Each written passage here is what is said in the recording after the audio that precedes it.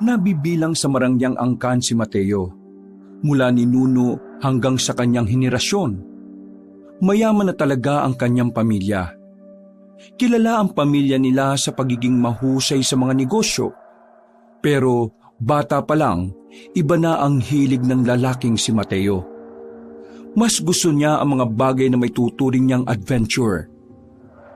Mga gawain na may kinalaman ang paglalakbay, mga pagtuklas sa kung ano-anong bagay, at higit sa lahat, ang pagsasaliksik sa mga kakaibang nilalang na gaya na lamang ng aswang. Kahit natuto lang kanyang ina sa ganitong gusto niya, lihim niya pa rin itong ginagawa. Hanggang sa makilala niya si Mang Tani, isang matandang lalaki na albularyo, ang taong magtuturo sa kanya kung papaano magkakaroon ng mutya. Ngunit ang katanungan, ano nga kaya ang mangyayari sa buhay ni Mateo sakaling makakuha na siya ng mutya? Magagamit niya kaya ito upang ipagtanggol ang kanyang mahal sa buhay at ang mga tao? O hindi pa rin sasapat ang mutya para matalo ang kasamaan? Ang mga katanungan ay masasagot lamang kung susubaybayan natin ang panibagong kwento ngayong araw. Abangan ang mga eksena dito lang sa nag-iisang tambayan, ang mga kwento ni Kabanong.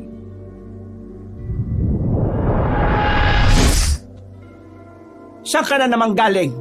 Kanina ka pa hinahanap ng mga tao natin, hindi ka mahanap. Tinakasan mo na naman ang seminar. Kailan mo ba talaga matututunan na pahalagahan ng pagnenegosyo, ha?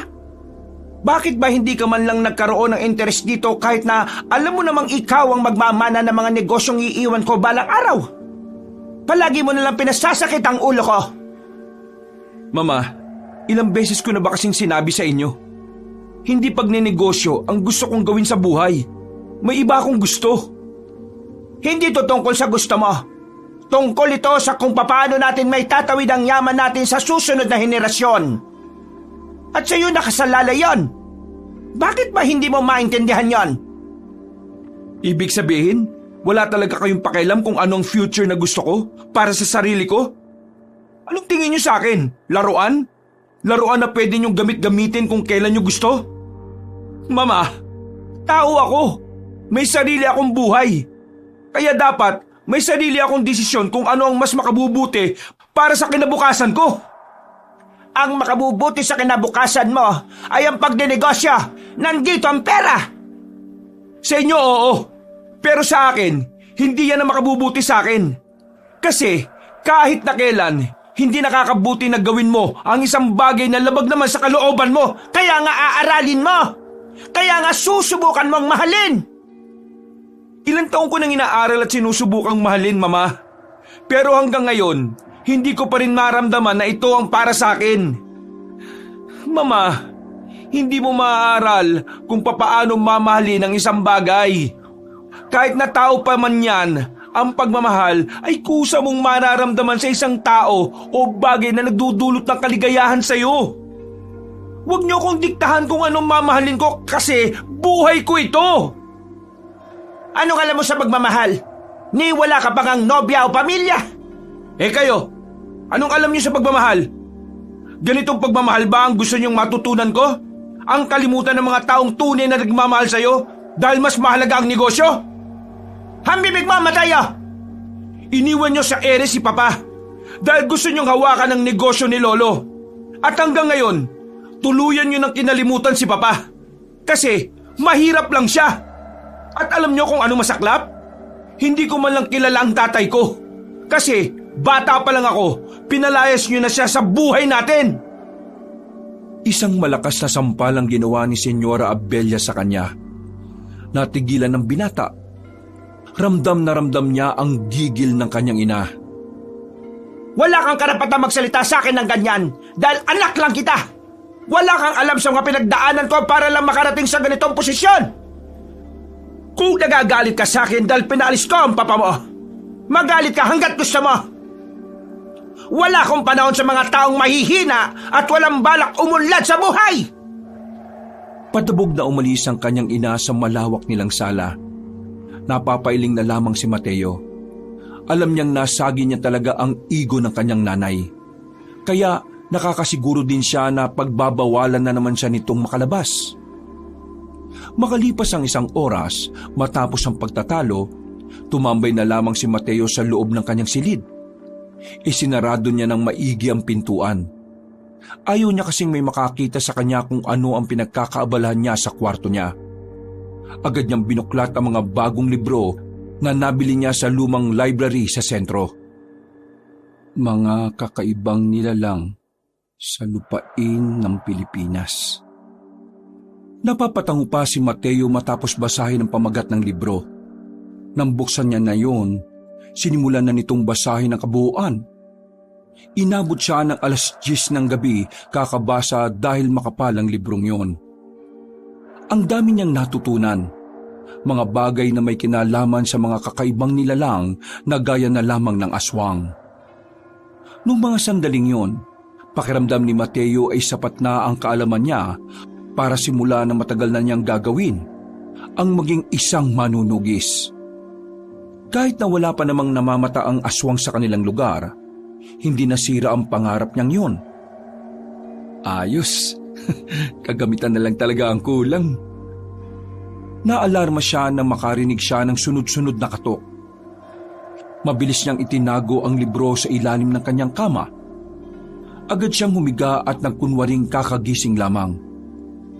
Pumasok sa kanyang silid ang alalay ng kanyang ina na si Bekbek, ang lalaking pinagkakatiwalaan ni Senyora Abella. Pero kababata naman din ni Mateo. Pag ka na magkunwaring kagigising lang. Halatang-halata naman sa pagmumukha mo na hindi ka naman natulog eh. Ano ba kasing kailangan mo? Bakit ka nandito?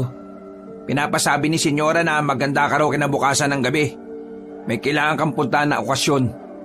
Ikaw ang magiging representative ng pamilya ninyo dahil wala ang mama mo. Marami siyang dapat asikasuhin eh. Ay nako, bakit ba kasi lagi na lang ako? Ang dami ko namang pinsan na lalaki dyan na mas matatalino sa akin. Bakit ako na lang lagi? Ilang beses ko bang pinaliwanag sa iyo yan, Mateo? Hindi na naman ba gumagana utak mo? Ikaw ang karapat-dapat dahil ikaw ang pinakamatandang anak sa henerasyon ninyo. Hindi ko pa rin talaga maintindihan eh. Bakit ayaw nila akong hayaan na piliin ang gusto ko? Hindi mo talaga maintindihan. Kasi hindi mo naman ito interes. Mismo, hindi ko to gusto. Pero wala kang magagawa eh. Meron. O ano? Natamimi si Mateo sandali. Napaisip siya sa kanyang narinig. Napagtanto niyang tama nga si Bekbek. Sa posisyon niya sa kanilang pamilya, wala siyang magagawa kundi ang sumunod sa mga utos ng kanyang ina. Di ba? Wala kang maisip. Kaya kung ako sa iyo, sumunod ka na lang. Saka ka na lang pumalag kapag meron ka ng kapangyarihan at kapag mahalaga na rin ang boses mo sa kanila. Kailan mo malalaman na mahalaga ang mga sinasabi mo sa kanila? Kapag nakita ka nilang may napatunayan ka na? Ay nako, oo na. Pero may gagawin ka pa ba ngayong gabi? Wala na. Bakit? Sama mo muna ako. Oy, kung katarantaduan na naman yan, wag mo na ako idamay ha. Ayaw ko mawalan ng trabaho. Nagpapakain pa ako ng 8 bata. Anak ng kuya ko, anak ng ate ko, at anak ng kapitbahay namin. Teka, bakit damay pati anak ng kapitbahay ninyo? Pinalayas yung anak ng kapitbahay namin tapos sa amin tumira eh. Ay sus, pambihira naman. Pero sumama ka na ha. Hindi naman ako gagawa ng kalokohan eh. Magpapalamig lang naman ako. Malamig naman dito sa asyenda. Nainitan ka pa ba? Pumasok ka sa rep. Ibig ko sabihin, gusto kong uminom. Gusto kong makahinga na muna, makapag-relax. Kapag nandito kasi ako, parang ang bigat-bigat ng pakiramdam ko eh. Bumuntong hininga si Bekbek. Kahit naman mahal na mahal ni Bekbek ang kanyang trabaho, mahalaga pa rin naman kasi sa kanya ang samahan nila bilang magkaibigan. Si Mateo din naman kasi ang dahilan kung bakit siya nakapagtrabaho. Kaya naman, May mga pagkakataon talaga na pinagbibigyan niya na lamang si Mateo. O sige, tara. Day off ko naman bukas eh. Ayos, the best ka talaga, pre. Tahimik na ang mansyon nang lumabas na rin sila.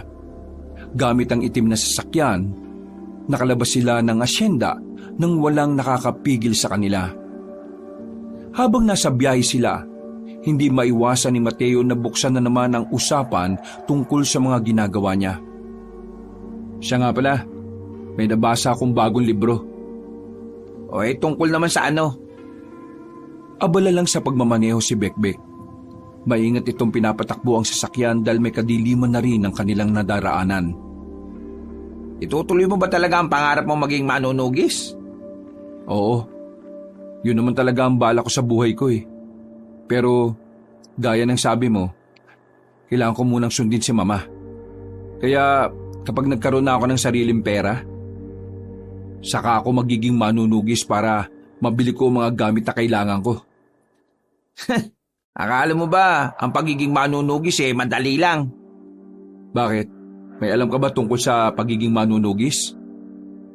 Nakakalimutan mo na ba na taga-kapis ako? Marami akong kilalang manunugis sa amin, no? Yung mga yon, mga notorious talagang pumapas lang na mga aswang. Mateo, hindi madali ang ginagawa nila. Kailangan maging halang na rin ang kaluluwa mo kapag naging manunugis ka. Bawal dun malambot, bawal dun emosyonal. Alam mo kung bakit? Kasi kapag manunugis ka, ang kalaban mo demonyo. Wala naman sigurong imposible kapag gusto mo talagang isang bagay, di ba? Ay nako, ewan ko sa'yo. Hirap mong kausap. Para kang bata. Nanahimik na lamang si Bekbek. Makalipas lang ang ilang sandali ay nakarating na rin sila sa kanilang patutunguhan. Kakaunti lang ang taong naroon. Pero agad na rin naman silang pumasok. Nakapwesto sila sa bandang dulo. Medyo malayo sila sa harapan ng stage. Habang nagiinom na sila, napansin nila ang isang lalaki na halos 5 lamesa lang ang pagitan sa kanila. Hindi naaalis ang tingin nito sa babaeng naghahatid ng mga alak. Tingnan mo yun, yung lalaking yun, yun. Itsura pa lang mukhang manyakis na eh. Ano na naman? Anong ano na naman? Baka mamaya, mambastos pa yan. Hindi mo na yung problema, no? Kung nga minsan, huwag mo nga laging inuugnay yung sarili mo sa problema ng ibang tao. Baka mamaya mapasama ka sa ginagawa mo eh. Paano mo natitis na mawala ng pakialam kahit may tutulong ka naman? Simple lang. Iniisip ko ang pamilya ko. Kapag ako namatay, kawawa ang pamilya ko. Kapag ako namatay, hindi naman kawawa pamilya ko eh. Kaya ayos lang. Ay, may tama ka na talaga. Sa pagpapatuloy ng kanilang inuman, napansin na nga nila ang babaeng naghahatid ng alak ay tila sapilitang pinapaupo ng lalaki sa tabi nito. Nag-alala na ang binatang si Mateo. Kaya nang lumabas na ang lalaking yon, hindi na ito nagdalawang isip na kausapin ng babae. Hindi na rin siya pinigilan pa ni Bekbek. Miss, tanong ko lang yung lalaki kanina, kilala mo ba siya? Magkakilala ba kayong dalawa? Tila nag-aalinlangang pang sumagot ang babae sa kanya. Para bang hindi nito sigurado kung tama bang magsalita ito tungkol sa lalaki. Huwag kang matakot, miss. Kasi kung hindi ka komportable sa ginagawa niya, pwede mo naman siyang ireklamo eh. Pwede kitang tulungan. Kami ng kasama ko. Hindi siya basta-basta. Kaya hindi ko alam kung tama bang ireklamo ko siya. Anong ibig mong sabihin na hindi siya basta-basta? Ano ba siya? Mayaman ba siya? Mamamatay tao ba siya? Maniniwala ka ba kapag sinabi ko sa'yo, kuya? Maniniwala ako siyempre. Ako nagtatanong eh. Huminga ng malalim ang babaeng yon. Sandali pa itong lumingon-lingon sa paligid. Gumilit pa sila hanggang sa makarating na rin sila malapit sa banyo. Tuwing pupunta siya rito, palagi kong nakikita na nagbabago ang kulay ng mga mata niya. Nagiging kulay pula. Parang mata ng ahas o ng pusa. Basta, nakakatakot. Pakiramdam ko hindi siya tao. Sa sinabing yon ni Mateo ay mas lalong napukaw ang kanyang atensyon. Interes niya kasi ang mga ganong klasing bagay. Kaya naman hindi na ito nagpatumpik-tumpik pa ng pag-uusisa. Gano'n na siya katagal pumupunta rito? At ilang araw ka na niyang kinukulit? Mag-iisang linggo na rin, kuya. Palagi niya sinasabi na sumama ako sa kanya at ibibigay niya raw sa akin ang buhay na masagana at walang hanggan. Hindi ko alam kung anong tinutukoy niya pero nakakatakot talaga siya. Tuwing kausap mo siya, nakakaramdam ka ba ng pagkahilo? Hindi naman. Wala naman ako nararamdaman maliban na nga lang sa kaba at takot. Hindi ko alam kung anong klaseng tao yon, pero miss, sa oras na bumalik siya dito, subukan mo maglagay ng asin sa bulsa mo. Ha? Oo, sige. Maraming salamat. Bukas, babalikan kita ng ganitong oras din ha. Akong bahala sa lalaking yon. Malalaman din natin kung tao ba talaga yon o hindi. Sandali. Ano bang pangalan mo? Pangalan ko? Tawagin mo na lang ako sa pangalang Mateo. Magda naman ang pangalan ko. Mateo, maraming salamat Kahit na papaano, pakiramdam ko safe ako dito sa trabaho ko nang dahil sa'yo. Wala yun. Nagkataon din kasi na interest ko yung mga ganitong issue. Sige na, babalikan ko na yung kasama ko. Ngumiti na lamang si Mateo sa babae. Nang balikan niya si Bekbek, tinapik siya nito sa balikat. Nanunukso ang ngiti nito sa kanya. Oh, bakit? Type mo, no? Type? Ha? Ano sinasabi mo? Yung babae. Baliw. Interesado lang ako kasi sa mga sinabi niya. Bakit? Ano ba sinabi niya? Yung lalaki raw kanina. Ilang araw na siyang gustong isama. Tapos, yung mga mata raw nun, nagbabago raw ng kulay. Nagiging kulay pula raw. Totoo ba yung sinasabi mo? O baka gawa-gawa mo na naman yan, ha? Kung ayaw mong maniwala, lapitan mo yung babae at ikaw mismo ang kumumpirma. O kaya, gusto mo tawagin ko na lang Hindi, wag na. Naniniwala na ako.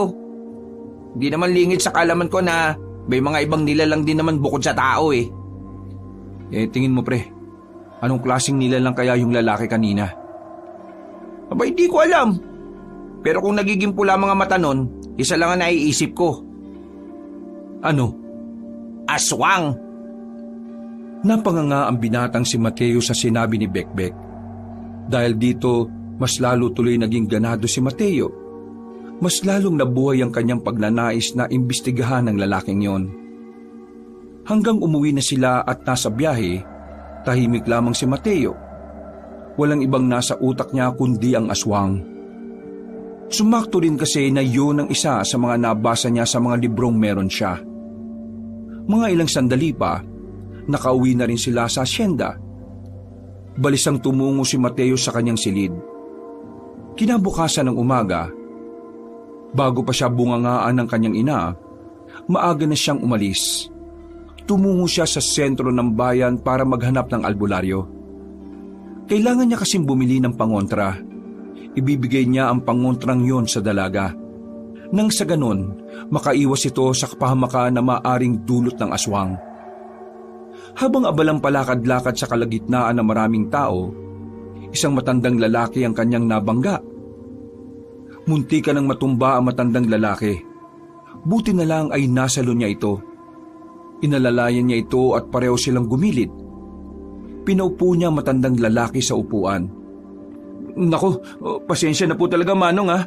Hindi ko po talaga kayo nakita Nagmamadalit, palingon-lingon kasi ako kaya nabangga kita. Nako, pasensya na talaga ha. Teka, nasaktan po ba kayo? May masakit po ba sa inyo? Dadaling ko po kayo sa ospital.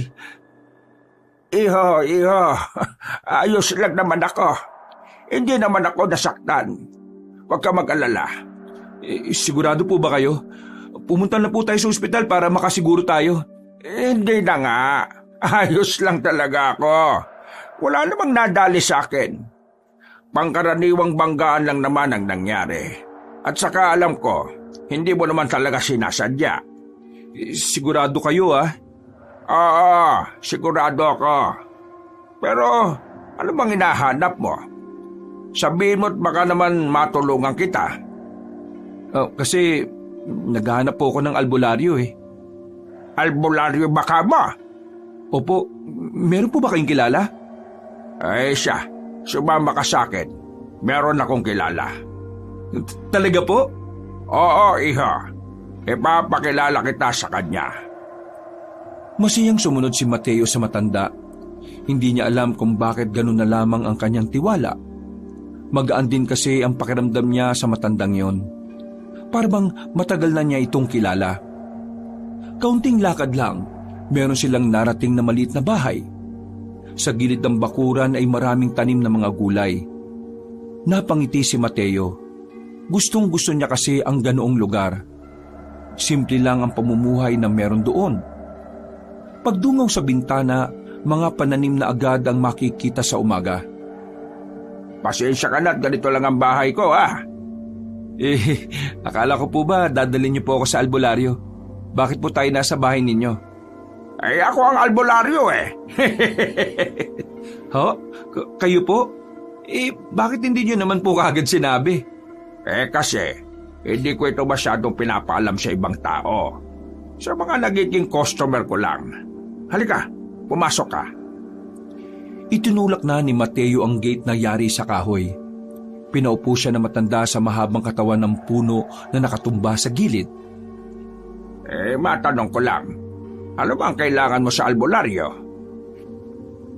Kailangan ko po kasi ng pangontra sa aswang para sa isang kaibigan. Pangontra sa aswang? Bakit po? Hindi po ba kayo naniniwalang may aswang?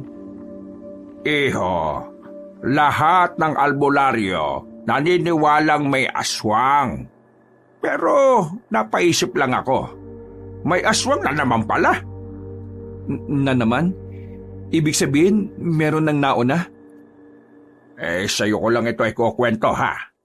Pero 10 taon na ang nakalilipas nang may mamataang kaming mga albularyo na aswang sa isang lumang barya.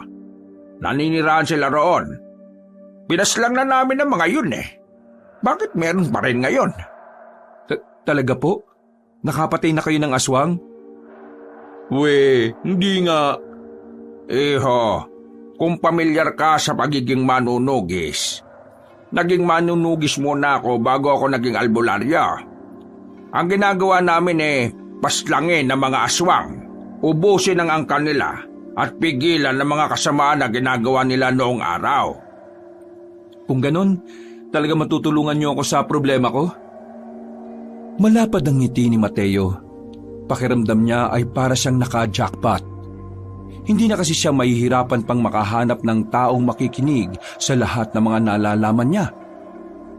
Marami pa akong nalalaman na hindi ko basta-basta pwedeng sabihin sa iyo.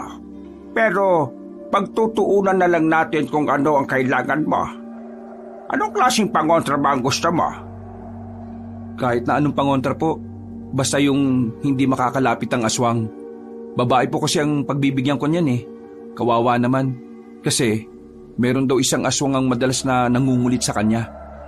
Isang lalaki na lagi siyang hinikayat na sumama.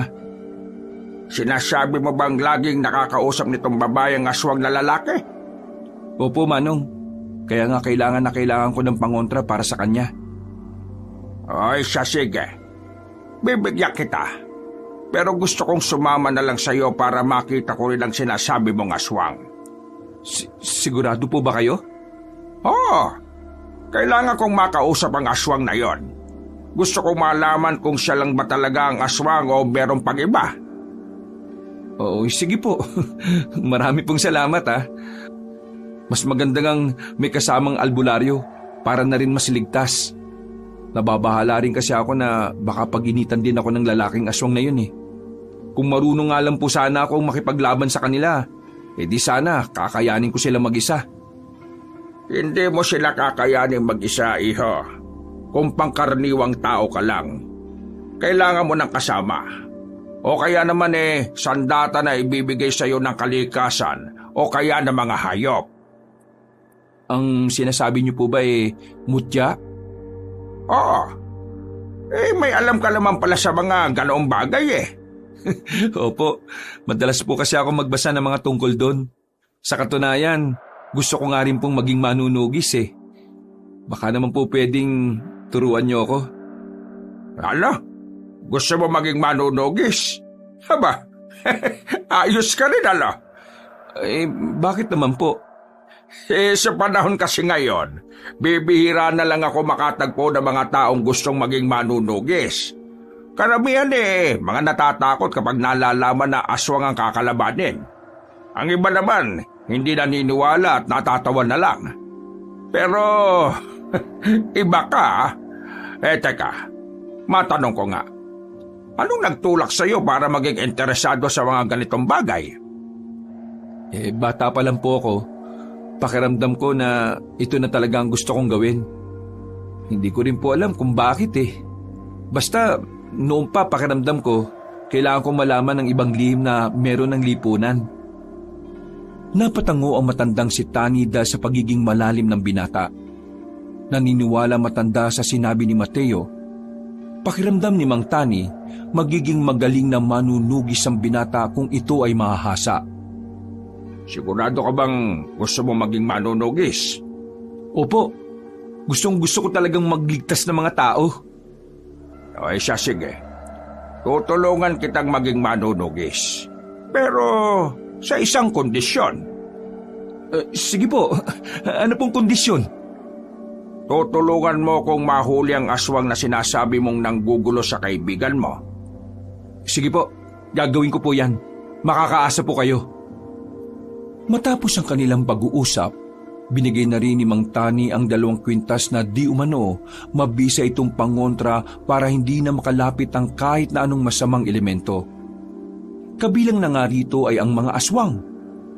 Dahil maaga pa at hindi pa naman bukas ang bar na pinapasukan ng babaeng si Magda, naisipan niyang umuwi na muna sa kanilang asyenda. Pagpasok pa lamang niya ng mansyon, agad na sinalubong siya ng kanyang ina. Isang malakas na sampal ang kanyang natanggap mula rito. Ari ko naman, bakit niyo ako sinampal? Ano na naman bang kasalanan ko? Anong kasalanan mo? Wala ka talagang alam? Wala nga. Kaya nga ako nagtatanong, di ba? Bekbek, sabihin mo nga rito yung nakalimutan niya nang matauhan ng sinaulong tao na ito. Meron kang appointment kaninang umaga na hindi mo napuntahan Tungkol yun sa isang deal na dapat ikaw ang makikipagtransaksyon sa kliyente. Nakalimutan mo yata na sinabi sa'yo yun ng isa sa mga staff ni Senyora Abella nung nasa opisina tayo. Napakagat na lamang ng labi si Mateo. Sa kanya lamang naalala ang bagay na yun. Bakit hindi mo naman pinaalala sa akin, Bekbek? Nakakalimutan ko tuloy. Dahil hindi yun ang trabaho ko Ang mga personal na lakad mo hindi sakop sa job description ko. Kaya dapat organisado ka sa mga lakad mo. Napakamot na lamang si Mateo. Habang ang kanyang ina naman ay tila sumasakit na ang ulo dahil sa stress. Galit na galit ito sa kanya. Alam mo ba kung gaano kalaking perang pinalagpas natin kasi hindi na natin makukuha ang kliyente na yon, Mateo? Alam mo ba kung magkano? Hindi. Magkano ba? Palitan ko na lang. Hindi ako nakikipagbiroon sa iyo, ha? Palibhasa, wala kang alam sa negosyo. Kaya napakadali lang sa iyong kalimutan ng mga ganitong pangyayari. Sa inyo na nga nang galing na wala akong alam Pero bakit niyo pa din ako pinipilit? Akala ko ba matalino kayong tao? Pero bakit hindi niyo maintindihan ang sinasabi ko? Ha? Apat napakawalang kwenta mo nang ang anak. Napakawalang kwenta mo pang kausap. Wala ka ring moda. Nakakahiya ka. Sana hindi na lang niyo na lang ako naging anak. Para hindi ko nararanasan ng mga ganito. Sana ibang babae na lang ang inasawa ni Papa noon para hindi ikaw naging ina ko. Walang iya ka. Lumayas ka sa pamamahay ko ngayon din. Layas! Magmula ngayon, tinatakwil na kita. Wag kang babalik dito kahit na kailan. Huwag kang mag-alala. Aalis talaga ako dito, Ma. Hindi naman tahanan ito para sa akin Impyerno to na punong-puno ng pressure para sa akin. Sana maging masaya kayo. sa lahat ng negosyo nyo. Sana maging mas mayaman ka pa! Hindi na nakapagsalita pa ang senyora.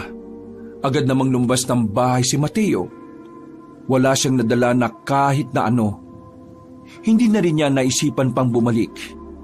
Hinayaan na lamang niya ang kanyang mga gamit. Tanging pamasahe lang ang meron siya. Ngayon, hindi niya alam kung saan siya pupulutin. Wala rin naman kasi siyang kakilala. Si Bekbek lang naman ang kanyang kakilala at tinuturing na kaibigan. Nagpalipas at nagpalamig na lang muna siya sa plaza. Nakaupo lang siya sa gilid habang nakatulala. Maya-maya, napatingin siya sa kanyang relo. Napatayo siya bigla nang maalala na sasapit na pala ang kinagabihan. Kailangan niya palang puntahan ng babaeng si Magda. Kailangan niyang maibigay ang pangontra.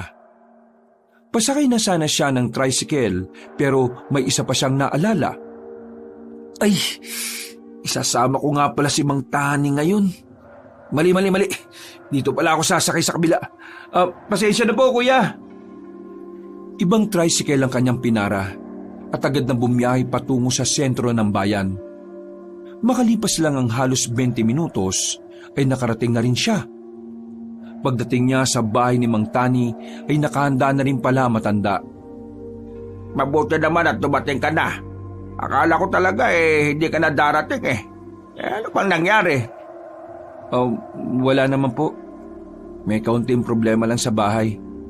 Tara na po. Puntahan na natin yung kaibigan ko. Sigurado kong naroon na siya sa trabaho niya. Agad silang tumungo roon. Pagdating nila ay nakita agad nila ang dalagang si Magda. Tila nangingislap ang mga mata nito nang masilayan ng binatang si Mateo. Oh, nagbalik ka. Mabuti naman.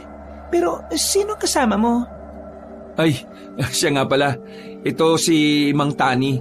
Isa siyang albularyo. Tutulungan niya tayo para palayasin ng lalaking aswang na yun sa buhay mo. Magandang gabi po sa inyo. Magandang gabi rin sa iyo, iha. May karanasan na ako sa pagtugis ng mga aswang, kaya wala kang dapat na ipag-alala, ha? Magda, upo lang muna kami habang hinihintay ang lalaking nanggugulo sa iyo, ha? Kapag nakita naming lumapit na siya sa iyo, saka na kami gagawa ng hakbang ni Mang Tani. Tumango lang ang babae sa kanyang sinabi. Pumwesto na rin sila sa bakanting upuan na malapit sa bandang dulo. Halos kalahating oras lang silang naghintay. Nakita na rin nilang dumating na rin ang lalaki. Dire-diretso yun sa loob. Agad na umupo malapit sa entablado. Mang Tani, yung lalaking yun. Yun ang sinasabi ko. Oo, nararamdaman ko rin siya. Ihanda mo ang sarili mo, ha? Pinutunog na ni Mateo ang kanyang mga daliri. Noong mga sandaling yon, nakakaramdam na rin siya ng kaba kahit na papano. Ito kasi ang unang pagkakataon na may kakalabanin siyang aswang. Nang makita nilang kinakausap na ng lalaki ang dalagang si Magda, hindi na sila nagsayang pa ng oras. Agad silang lumapit doon. Matapang na hinawakan ni Mateo ang balikat ng lalaki at nagsalita. Pre, huwag mong guluhin yung nagtatrabaho. Marahang lumingon sa kanila ang lalaki at tumingin sa kanila ng masama. Para bang iritado ito sa pagkakahawak ni Mateo sa balikat. Sino ka ba? Ikaw ang sino ka? Dongga ang pangalan ko. Ikaw? Mateo ang pangalan ko. O ano naman? May problema ka ba? Oo, meron. Sa'yo. Iho, alam namin kung bakit mo ginugulo ang babaeng ito. Anong pinagsasabi mo? Huwag ka nang magkaila. Nagulat ang ibang naroon nang makita nilang naglabas na ng itak ang matandang si Mang Tani. Maging ang lalaking si Dongga ay napatayo na rin at dumistansya. Gulat na gulat ito sa mga nangyayari. Ano bang problema niyo? Hindi ko kayo kilala. Isa kang aswang at balak mo pang biktimahin ang babaeng ito. Ngayon, hahadlangan namin ang masama mong binabalak. Magda, dito ka lang sa akin, dali! Hinigit ni Mateo ang babae papunta sa kanya. Noong mga sandaling yon, Agad na tumakbo ang lalaki patungo sa labas. Sinundan naman agad yon ni Mang Tani. Dito ka lang muna. Wag kang lalabas kahit ano mangyari ha. Ito ang pangontra oh. Huwag mong wawalain. Kailangan mo yan para hindi kanya mahawakan. Mag-iingat kayo ha. Nagmamadaling tumakbo si Mateo palabas ng bar na yon. Wala siyang sinayang na pagkakataon at hinabol niya agad si Mang Tani. Naabutan niya si Mang Tani. Ang kaso nga lang, wala naman ng lalaking aswang. Ha? Anong nangyari? Saan siya nagpunta? Nandyan lang siya sa paligid. Kaya huwag kang makampante. Bumuntong hininga na lamang ang binata. Sandali pa silang nakikiramdam. Maya-maya lamang, nakarinig na sila ng mga angil. Dito na nagsimulang magtindigan ng balahibo ni Mateo. Hindi naman siguro tayo mamamatay dito, ano? Mamamatay tayo kapag may nagawa tayong pagkakamali. Kaya umayos ka ng kilos mo, Mateo. Hindi na nakatiis ang lalaking si Dongga. Lumabas na rin ito at nagpakita sa kanila ng nakaanyong aswang na. Saan kayo kumuha ng lakas ng loob para harapin ang kagaya ko? Bakit? Sino ka ba? Akala mo ba porke aswang ka nakakaangat ka na sa lahat? Oo nga, feeling mo naman kung sino kang sikat. Sisikat ka lang kapag naging araw ka. Ang corny mo mag-joke. Manahimik ka nga. Alam mo kung anong magandang joke? Yung mukha mo, isang malaking joke. Tama na daldalan. Simulan na natin to. Mateo, diyan ka lang muna sa gilid. Manood ka kung paano ko tuturuan ng leksyon ng isang ito. Sigurado ko bang ikaw ang lalaban sa akin? Matanda ka na. Baka hindi na kaya ng buto mo. Bakit hindi mo subukan para malaman natin? Nagpakita ng nakakalokong ngiti si Mang Tani.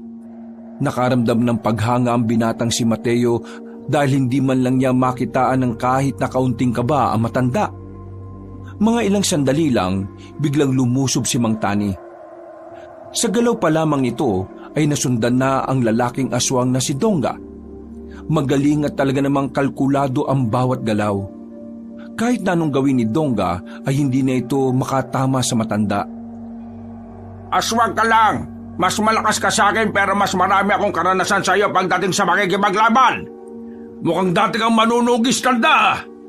Hindi ka nga nakakabali. Kaya halika dito.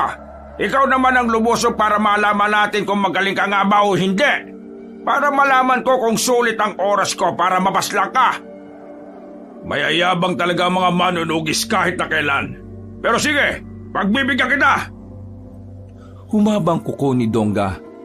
Walang pakundang itong lumusob. Pareho itong nakipag-ispadahan kay Mang Tani gamit ang kuko nito. Pero nung mga sandaling yon, hindi man lang nahirapan na matanda. Grabe itong matandang to, sobrang galing. Hindi maiwasan ni Mateo na mapahanga. Ngayon lamang siya nakakita kung papaano makipaglaban ng isang manunugis. Sige, laban! Tinamaan ni Mang Tani sa dibdib ang lalaking si Dongga. Dahil dito ay umatras ang lalaking aswang. Nanlalaki ang mga mata at hindi makapaniwala sa nangyari. Habang si Mang Tani naman, kalmado pa rin na parabang walang nangyayaring labanan. Kitang-kita ang pagiging sanay nito. Ngayon, kung ayaw mong mamatay, sasabihin mo sa akin kung nasaan ang iba pa ninyong kasamahan. Anong tingin mo sa akin, tanga? Bakit ko naman sasabihin sa iyo kung alam kong mapapahamak sila? Inutil ka palang matanda ka Kung ganon, wala naman na akong magagawa. Kung ayaw mong ituro, mamatay ka na lang! Muling lumusob ang matandang si Mang Tani. Sa pagkakataong ito, ay nataganan niya si Dongga sa kaliwang braso. Pero nagawa pa rin ng aswang na makalundag papunta sa poste. Gumapang yun paakyat doon at nagbuka ng malapad na pakpak. Hindi ba tayo tapos, tanda? Linya ng mga talunan yan, iho. Kung ako sa iyo, ipaabot mo itong mensahe ko sa inyong leader. Pakisabi sa kanya na kapag nalaman namin kung nasan kayo, lalagasin namin kayo ulit, kagaya ng ginawa namin sa inyo noon. Gigil na lumipad paalis ang aswang na si Dongga. Nang mawala na ito, saka lamang napahawak sa dibdib si Mang Tani. Agad namang lumapit si Mateo at inalalayan itong makaupo sa gilid. Mang Tani, ayos lang po ba kayo? Ano pong nararamdaman ninyo? Ayos lang naman ako. Napagod lang ako. Pambira naman. Kapag matanda na talaga, ganito lang ang nangyayari. Kaya Mateo, mukhang kailangan talaga kitang gawin ng isang manunugis. Matapos ang senaryong yon, tumungo na muna sila sa bar para balikan ang babaeng si Magda. Nasiguro nilang nasa maayos na kalagayan naman ng babae, kaya iniwan na rin naman nila yon. Bumalik sila sa bahay ni Mang Tani. Nagpahinga na muna sila roon para pag-usapan ng ilang bagay-bagay. Mang Tani, ano po bang may tutulong ko para labanan ng mga aswang? Gusto kong magkaroon ka ng mutya. Pero magagawa mo lang yon kapag nagawa mong kunin ang mutya sa isa sa mga mababangis na hayop sa kagubatan. Mabangis na hayop? Ano po bang mabangis na hayop ang kailangan kong kalabanin? Kailangan mong kalabanin ng buwayang puyak na matatagpuan sa batis sa gubat ng Morong. Teka, anong sinabi niyo? Buwayang puyat? Teka, paano ko naman malalaman kung ang isang buwaya ay puyat? Tatanungin ko. Seryoso po ba kayo, Mang Tani? Tumawa matandang lalaki. Makailang ulit pa nitong tinapik ang binatang si Mateo sa balikat. Sinasabi ko na nga ba't yan ang una mong magiging reaksyon eh. Pero, iho, seryoso ang sinasabi ko. May buwaya talagang puyat. At nasa buwaya na yon ang mutya na kailangan mong kunin. Sa bandang noo ng buwaya, merong nakadikit na bato roon, kulay berding bato. Paniniwalang ang bato na yon ay ang namuong dugo ng buwaya. Merong kasing tumusok ng noo niya, tapos yung dugo parang mahiwagang tumigas at nagkulay berde. Pinaniniwalaan naman ng mga albularyo na ang batong yon ay malakas na mutya. Hindi ba parang alamat lang yan? Nakita niyo na ba yun? Sasabihin ko ba ito sa iyo kung hindi ko pa nakikita? Bakit hindi niyo kinuha yung mutya na yon?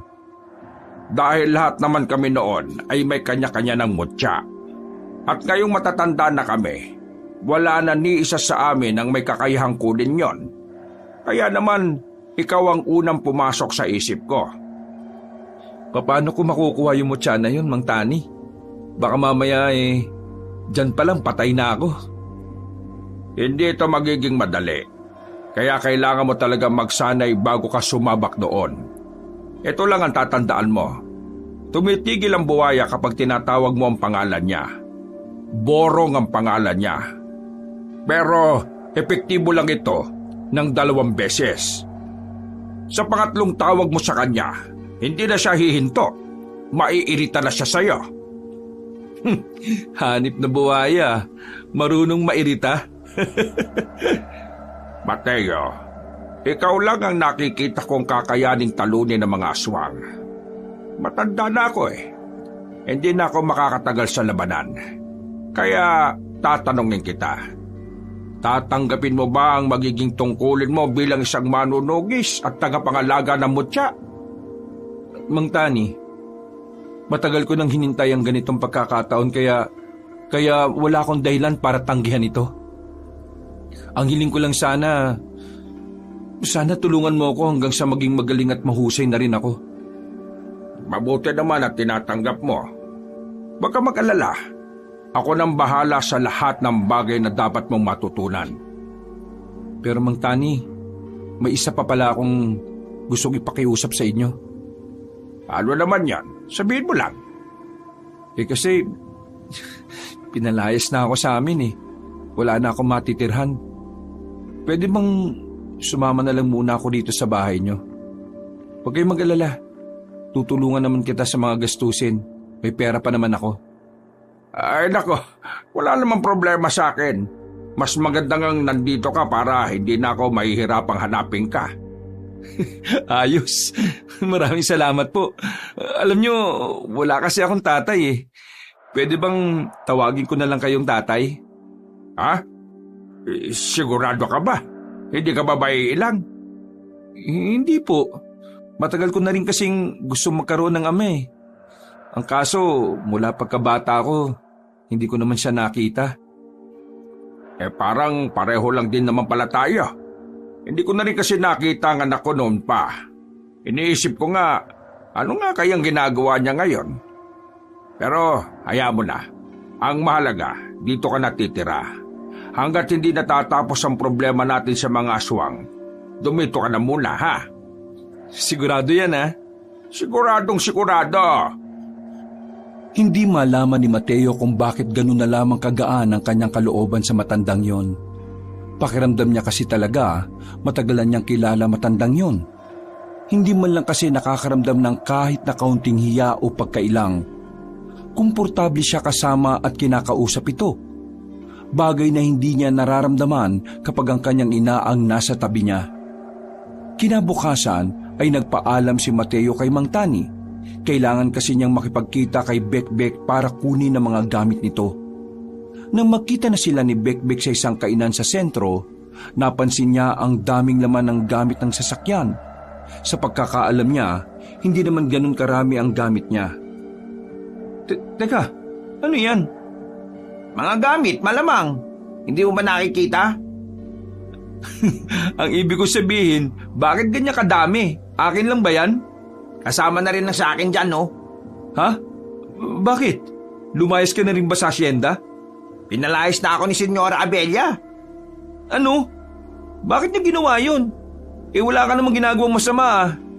Meron akong ginawa. Pero hindi ko alam kung masama. Ayaw niya lang talaga. Sabi mo na kasi sa akin kung ano yun. Dami mong pang daldal. Naganda kasi ako ng mga pagkain galing sa kusina nyo. Sinumbong ako ni Aling Marites kay Senyora nang malaman niyang sayo ko yun ibibigay. Paepal talaga tong si Aling Marites kasi. Di napalayas ka pala ng dahil sa akin? Oo, pero wag mong sisihin sarili mo. Choice ko naman yun eh. Naawa lang kasi ako sayo. Hindi ko alam kung kakayanin mo bang mabuhay ng mag-isa eh. Wala ka pa namang kapera-pera. Naku, pasensya ka na nadamay ka pa talaga, ha? Paano ngayon ang pamilya mo? Nakapagpadala naman ako ng malaking pera bago ako matanggal. Nakasahod ako kahapon eh. Maraming salamat pre, ha? Di bale, babawi ako sa'yo. Pangako yan. Pero paano pala itong sasakyan? Hindi na kailangan. Tulungan mo na lang ako maghanap ng matitiran yung libre lang sana ah. Wala pa rin akong pera ngayon eh. Sakto lang tong panggastos sa pagkain. Etong sasakyan naman, ewan ko. Sasakyan mo to eh. Di natin alam kung babawiin ng nanay mo. Hayaan mo na yung sasakyan. Ako nang bahala dyan. Huwag ka mag-alala. May kilala akong mabait na magpapatira sa atin. Nagkatinginan ng dalawa. Nakangiti lamang si Mateo. Agad na silang bumiyahe patungo sa sinasabi ni Mateo. Makalipas lang ang ilang minuto ay nakarating na rin sila roon. Nagtataka pa si Bekbek kung ano ang ginagawa nila sa harapan ng isang bahay na hindi naman nila alam. Kilala mo tao dyan? Oo pre, siya yung tao na magtuturo sa akin kung papaano maging manunugis. Isa siyang albularyo. Ituturo niya rin sa akin kung papaano makakakuha ng mutya. At talagang tuloy na yung pinapangarap mong noon pa ah?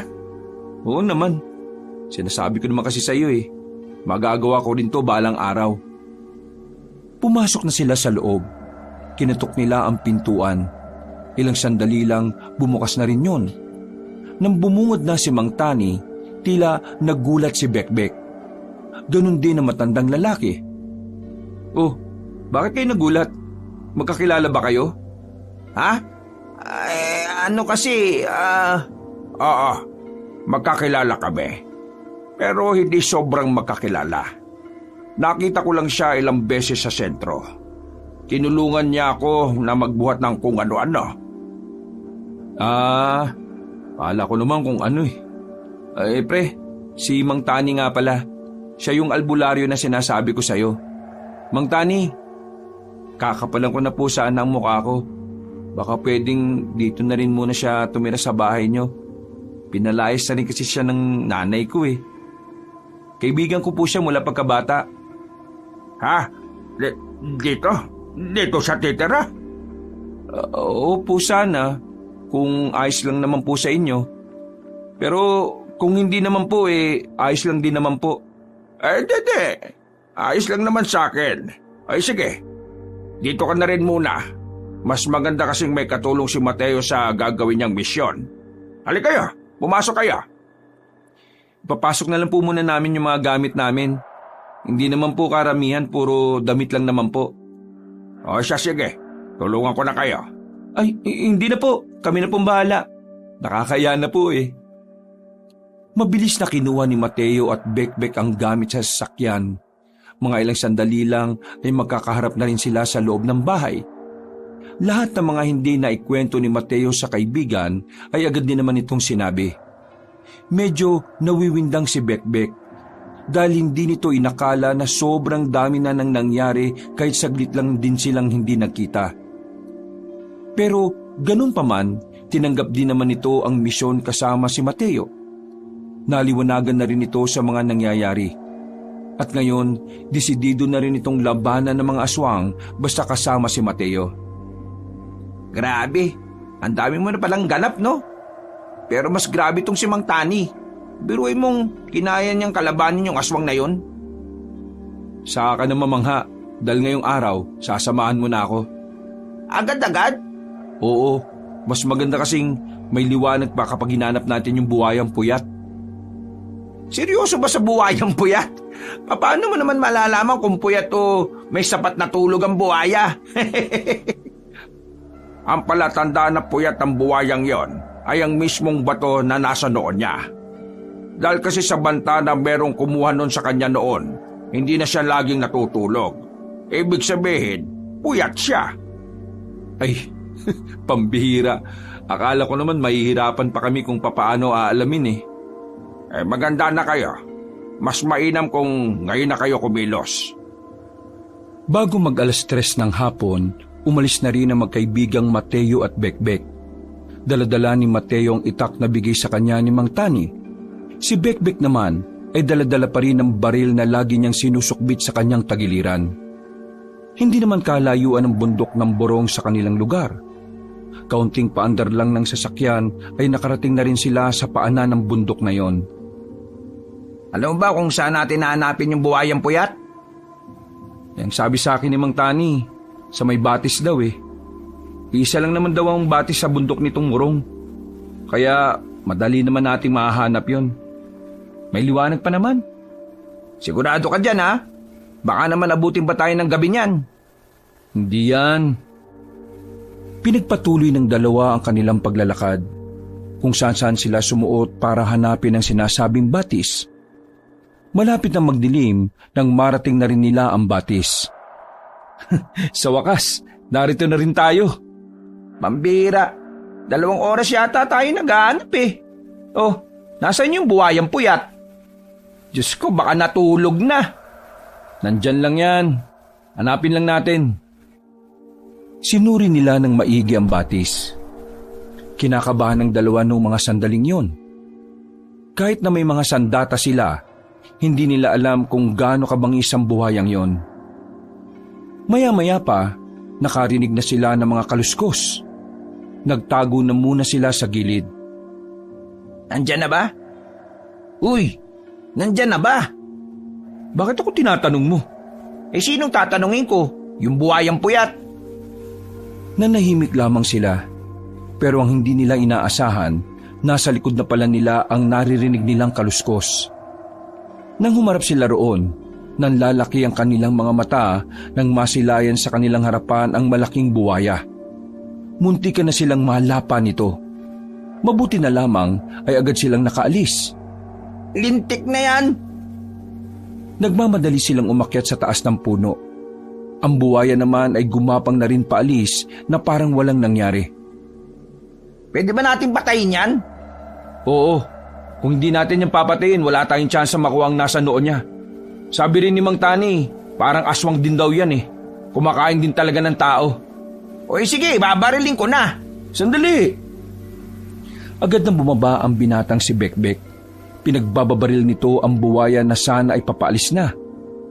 Dahil sa kanyang ginawa, naggalit ang buwaya at saka ito bumalik. Gumapang ito ng mabilis. Nang makita ni Bekbek na hindi tumatalab ang kanyang baril, natataranta itong muling umakyat sa puno.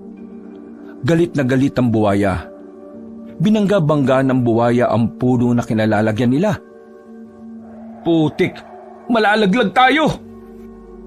Kumapit sila ng maigpit sa mga sanga. Napapansin ni Mateo na hindi magtatagal ay malalaglag na sila roon. Kaya naman naisipan na rin niyang bumaba. Inagaw niya ang atensyon ng malaking buwaya. Nang siya naman ang aatakihin nito, tumalon siya para hindi siya nito malapa. Agad niyang tinaga ang buwaya. Tinamaan ng buwaya sa katawan. Dahil sa nangyari ay muling bumaba si Bekbek. Pinagbababaril niya ang buwaya. Pero sa kanya na naman natuon ang atensyon ng buwaya. Dali-daling gumapang ang buwaya. Babarilin pa sana ni Bekbek ang hayop na yon pero naubusan na siya ng bala. Umatras-atras na lang siya hanggang sa madikit na siya sa malaking puno. Aktong lalapit na sa kanyang malaking buwaya pero lakas loob na tumakbo si Mateo. Sumampa siya sa ibabaw ng buwaya at sapilitan niyang kinuha ang nasa noon nito. Buong puwersa niyang hinugot yon. Nang makuha na niya ang mutya, bigla na lamang humiyaw ng malakas ang buwaya. Nang hina ito, parabang nahihilo at saka tumungo na lang sa tubig. Oh, yan na ba yun? Oo, ito na nga yun. O ano pang gagawin natin ngayon? Gagana na ba yan? Hindi ko alam eh. Ang mabuti pa, umuwi na lang tayo. Puntahan natin si Mang Tani at ipaalam natin sa kanya to. Wala silang sinayang na pagkakataon. Agad na silang umalis sa bundok ng Murong. Gabi na nang makabalik na sila sa bahay ni Mang Tani. Pero nasa labas pa lamang sila, nakakutob na sila ng masama. Biglang kinabahan ng binatang si Mateo sa hindi niya malamang dahilan. Nakita nilang nakabukas ang pinto ng bahay kaya agad silang pumasok. Nanlalaki ang mga mata ni Mateo nang maabutang nakabulagta si Mang Tani sa sahig. Maraming sugat sa katawan, sugatan at duguan. Mang Tani, ano nangyari sa'yo? Nilusob ako ng mga aswang. Dadaling ka namin sa ospital. Bekbek, tulungan mo ako! Agad nilang binuhat ang matandang lalaki. Agad nilang isinakaya matanda roon. Mabuti na lamang ay nasa bayan sila kaya malapit lang din naman ang ospital. Mabuti na lamang ay naitakbo agad nila sa pagamutan. Pre, wala akong pera dito ha. Ano yung pambabayad natin? Walang niya talagang buhay to. Wala rin akong pera dito eh. Alam mo yan. Maraming tatahiin kay Mang Tani. Mapapamahal tayo. Sinabi ko, gawin na nila kaya kapag natapos na, kailangan natin agad magbayad. Pero tingin ko pre, kailangan mong lumapit sa mama mo. Ha? Itinakwil na nga ako ng taong yun eh. Pre naman, wala ka ng ibang malalapitan. Ay nako, gagawa na lang ako ng ibang paraan. Anong paraan? Sige nga. Basta!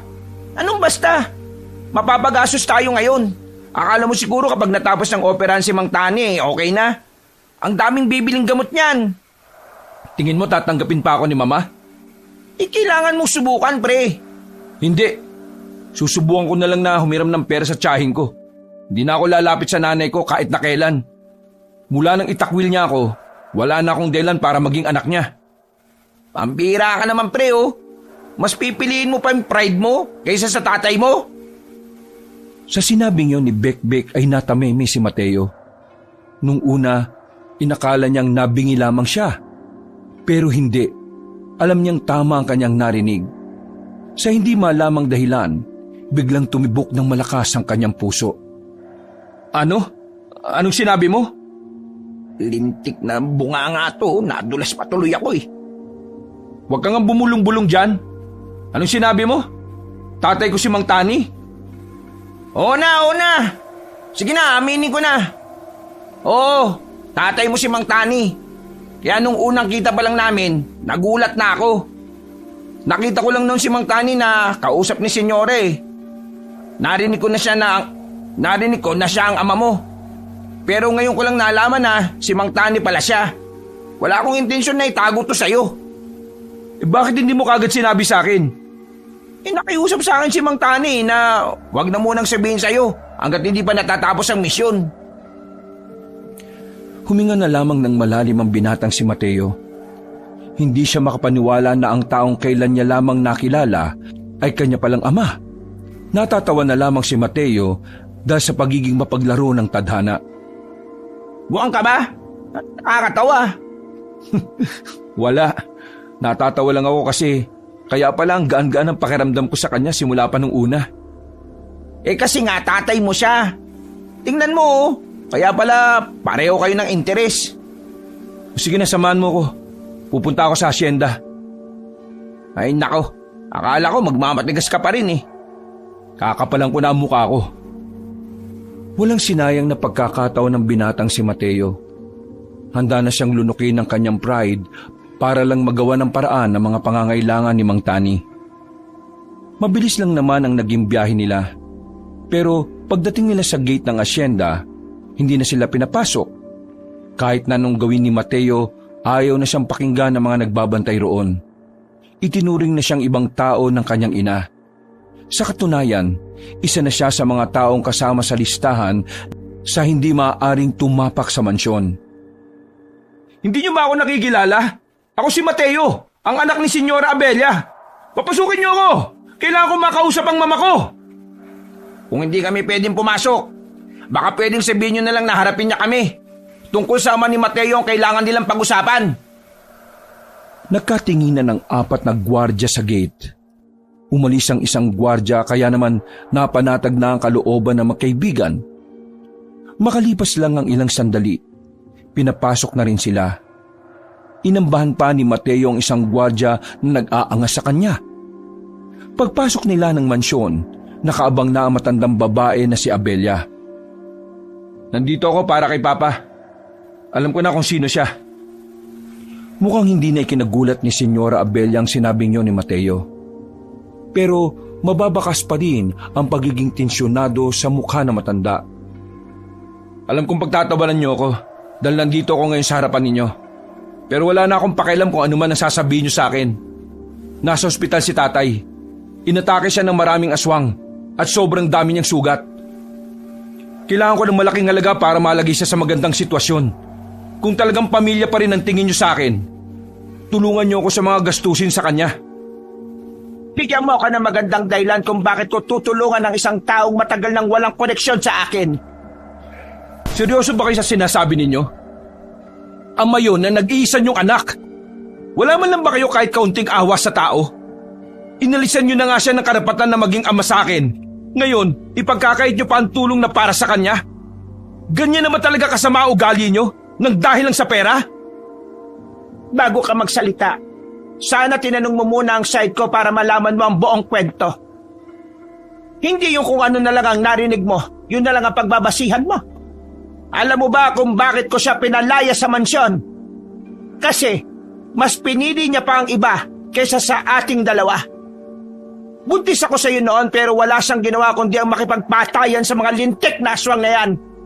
Habang ako, nagpapatakbo ko ng negosyo natin. Pero ang ama mo, wala. Hindi niya ako tinulungan. Ilang beses akong nagmakaawa sa kanya. Pero mas inuna niya ang iba kasi may mga aswang. Mas inuna niya ang pagiging albularyo niya kaysa maging ama sa iyo at maging asawa sa akin. Ngayon, sabihin mo nga sa akin kung wala ba akong karapatan na magalit sa ginawa niya? Wala ba akong karapatan na magtanim ng sama ng loob? Hindi na nakapagsalita si Mateo sa mga sandaling ito. Nang malaman niya ang kwento ng kanyang ina, tila ba may kurot sa puso siyang nararamdaman. Wala naman siyang galit kay Mang Tani dahil alam niyang bilang isang albularyo, mas pipiliin talaga nito ang mas nakararaming buhay. Pero sa kabilang banda, hindi niya maiwasang hindi magtampo. Dahil naaawa rin naman siya sa pinagdaanan ng kanyang ina.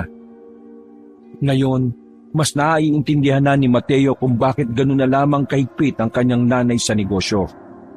Kung bakit ayaw nitong makilala niya pa ang kanyang ama. Umalis ka na dahil wala kang mapapala sa akin kahit na kailan. Walang puwang sa puso ko ang mga taong una na akong binaliwala. Kung papanik ka sa kanya, wala akong pakialam. Pero itong tatandaan mo, lahat ng meron tayo ngayon dahil yun sa pagtsatsaga kong mag-isa habang pinapalaki kitang matapang at matatag. Kung hindi mo gusto ang pagiging ina ko, malaya kang umalis. Napapailing na lamang si Mateo sa kanyang mga narinig. Ayaw na lang din niyang masakta ng damdamin ng kanyang ina. Habang nasa biyahe na sila, napapakamot na lamang ng ulo si Bekbek. Hindi kasi nito inakalang ganoon ang mangyayari. Iniisip kasi nitong haharap si Mateo ng may pagpapakumbaba. Pero nakipagpataasan pa ito ng pride. Tambira ka naman pre oh. Bakit ba kasi ganun ang mga sinabi mo? Ang goal natin ay mapaamo ang mama mo para mabayaran niya lahat ng kailangang bayaran. Ang ginawa mo, inudyukan mo pang magalit eh. Wala na tayong magagawa. Nangyari na eh. Alam mo, isa sa mga kinaiinisan sa'yo ni Senyora, yang ugali mo. Na kapag may gusto kang sabihin, sasabihin mo, kahit hindi mo pinag-iisipan. Tapos, kapag nakagawa ka ng mali, gusto mong kalimutan na lang kaagad. Pre, hindi ganun maglaro ang buhay. Kung hindi ka nag-iingat, maraming mawawala sa'yo. Hindi lahat ng tao kayang tanggapin ang mga sinasabi mo. Hindi lahat madaling pahupain at palampasin. Kaya sana naman minsan lang mag-isip ka ng matino. Kasi, uy, gagi, sino yun? Biglang napatapak ng preno ang binatang si Bekbek nang meron silang masagasaan. Gulat na gulat silang dalawa. Sandali pa silang nanatili sa loob sa sobrang pagkabigla. Daldal ka kasi ng daldal eh. Hindi ka nakatingin sa dinaraanan natin. Ikaw kasi, kung sana maayos sa pananalita mo kanina, di sana masaya tayo ngayon at nakapokus ako sa dinaraanan natin. Kasalanan ko pa ngayon. Ikaw nagmamaneho dyan. Bago pa humaba ang kanilang pagtatalo, bumaba na rin silang dalawa para puntahan ang kanilang nabangga. Pero laking pagtataka nila nang makitang wala namang tao roon. Oh, nasan? Sigurado ka bang may nabangga tayo? Oo, may nabangga tayo, sigurado ako. May preno ba ako kung wala? Nasaan nga? Wala nga oh. May dugo yung bumper ko oh. Tingnan mo. Nang makita ni Mateo na may kaunting bakas ng dugo ang harapan ng sasakyan, dito na sila kinabahan. Mga ilang sandali lang, bigla na lang lumabas ang isang aswang sa kung saan. Tinulak ni Mateo si Bekbek palayo at siya ang nakalmot ng nilalang. Akala ni Mateo ay mamamatay na siya dahil sa haba ng kuko ng aswang. Pero namangha siya nang wala namang nangyari. Tumigas kasi ang balat niya na parang gaya ng sa buwaya. Naramdaman na lamang niya na gumagana ng mutya ng buwayang puyat na nasa masikip niyang bulsa. Ang mutya! Ang mutya! Gumagana na! Dumistansya ang aswang kay Mateo. Pero nagulat na lang ang aswang at si Bekbek nang makitang gumapang si Mateo na mabilis. Nang makalapit ito sa aswang, pinulupot ni Mateo ang kanyang braso sa leeg ng nilalang. Kitang-kita ni Bekbek na parang naging mata na ng buwaya ang mata ni Mateo. Walang pakundangan na binali ni Mateo ang leeg ng aswang, kaya wala pang 2 minuto, napaslang na rin ito ang nilalang na yon. Mabilis na lumapit si Bekbek para alamin kung talaga bang wala na ang aswang. Hindi nito maiwasang hindi mamangha. Makailang ulit nitong hinawak-hawakan ng balat ng binatang si Mateo. Hindi ito makapaniwala nang malamang matigas na ang balat ng kaibigan. Ito na ba yung kapangyarihan ng mutya, pre? Totoo ba to? Kahit ako, hindi rin ako makapaniwala eh. Bigla na lang naging ganito ang katawan ko. Kung may ganito ka palang kakayahan dahil sa mutyang yan, sigurado kong matatalo mo na yung sinasabi niyong aswang na nakatakas. Sana nga matalo ko. Para naman matapos na rin ang lahat ng to. At masimulan ko na ring ayusin ang pamilya namin. Pero ang problema nga natin ngayon, pera. Pahala na. Ang mahalaga ngayon mabalikan na natin si Mang Tani, si tatay. Nasasabik na akong ipaalam sa kanya na nagagamit ko na itong mutya. At saka, Uy, ano yun? muli na naman silang naalarma nang marinig ang malalakas na sigawan ng mga kalalakihan sa gubat. Ilang sandali lang, nakita na lamang nila ang ilang mga ngaso na may dalang malaking gasera. Sugatan ng ilan sa kanila. Habang hila-hila naman nila ang kasamang wala ng malay. Mga aswang, meron pa. Lintik na buhay to oh. O sige, dito ka lang. Huwag mo sabihing harapin mo mag-isama ngayon. O bakit, sasama ka ba? Ano magagawa ko ron? Eh di ako mag-isa. Hindi na nagsayang ang binata ng oras. Mabilis itong tumakbo papasok ng kagubatan. Pagdating niya, nakita niya ang isang mga ngaso na gumagapang na. Duguan ang mga paa nito habang nasa harapan ang isang aswang. Teka, nakikita ko pa rin to. Namamanghaman sa kanyang kakayahan, mas pinagtuunan na niya ng pansin ng lalaking sugatan. Tinulungan niya itong makatayo at iginilid niya. Ayon sa lalaki, hindi nag-iisa ang aswang na yon. Meron itong mga kasama na kumuha na sa iba pang mga mangangaso. Kaya naman, agad na nagsarado ang kamao ni Mateo. Wala siyang alam sa pakikipaglaban, pero ang mutya na mismo ang gumagabay sa kanya kung ano ang dapat na gawin. Kumalma ka lang dyan sa gilid. Saglit lang to. Hinanda na ni Mateo ang kanyang sarili. Mga ilang sandali lang ay siya na mismo ang kusang lumapit sa aswang.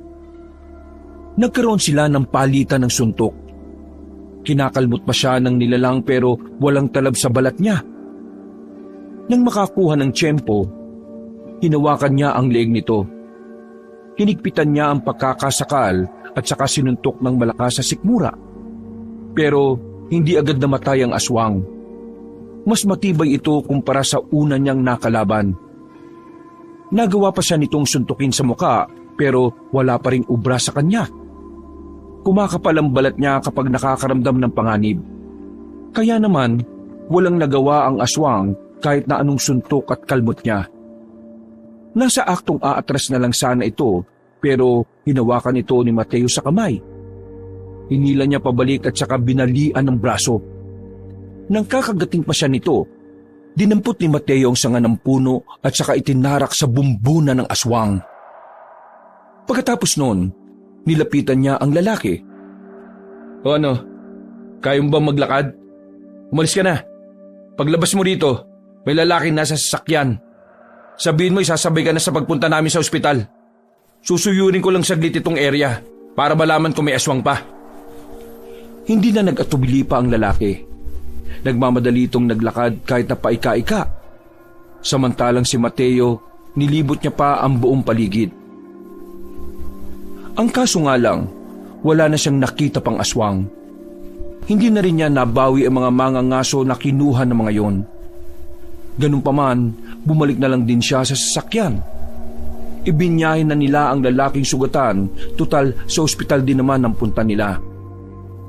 Pagdating nila, ay kaagad nilang pinasikaso ang lalaking yon. Napapakamot na lamang si Bekbek sa ulo. Bira ka naman.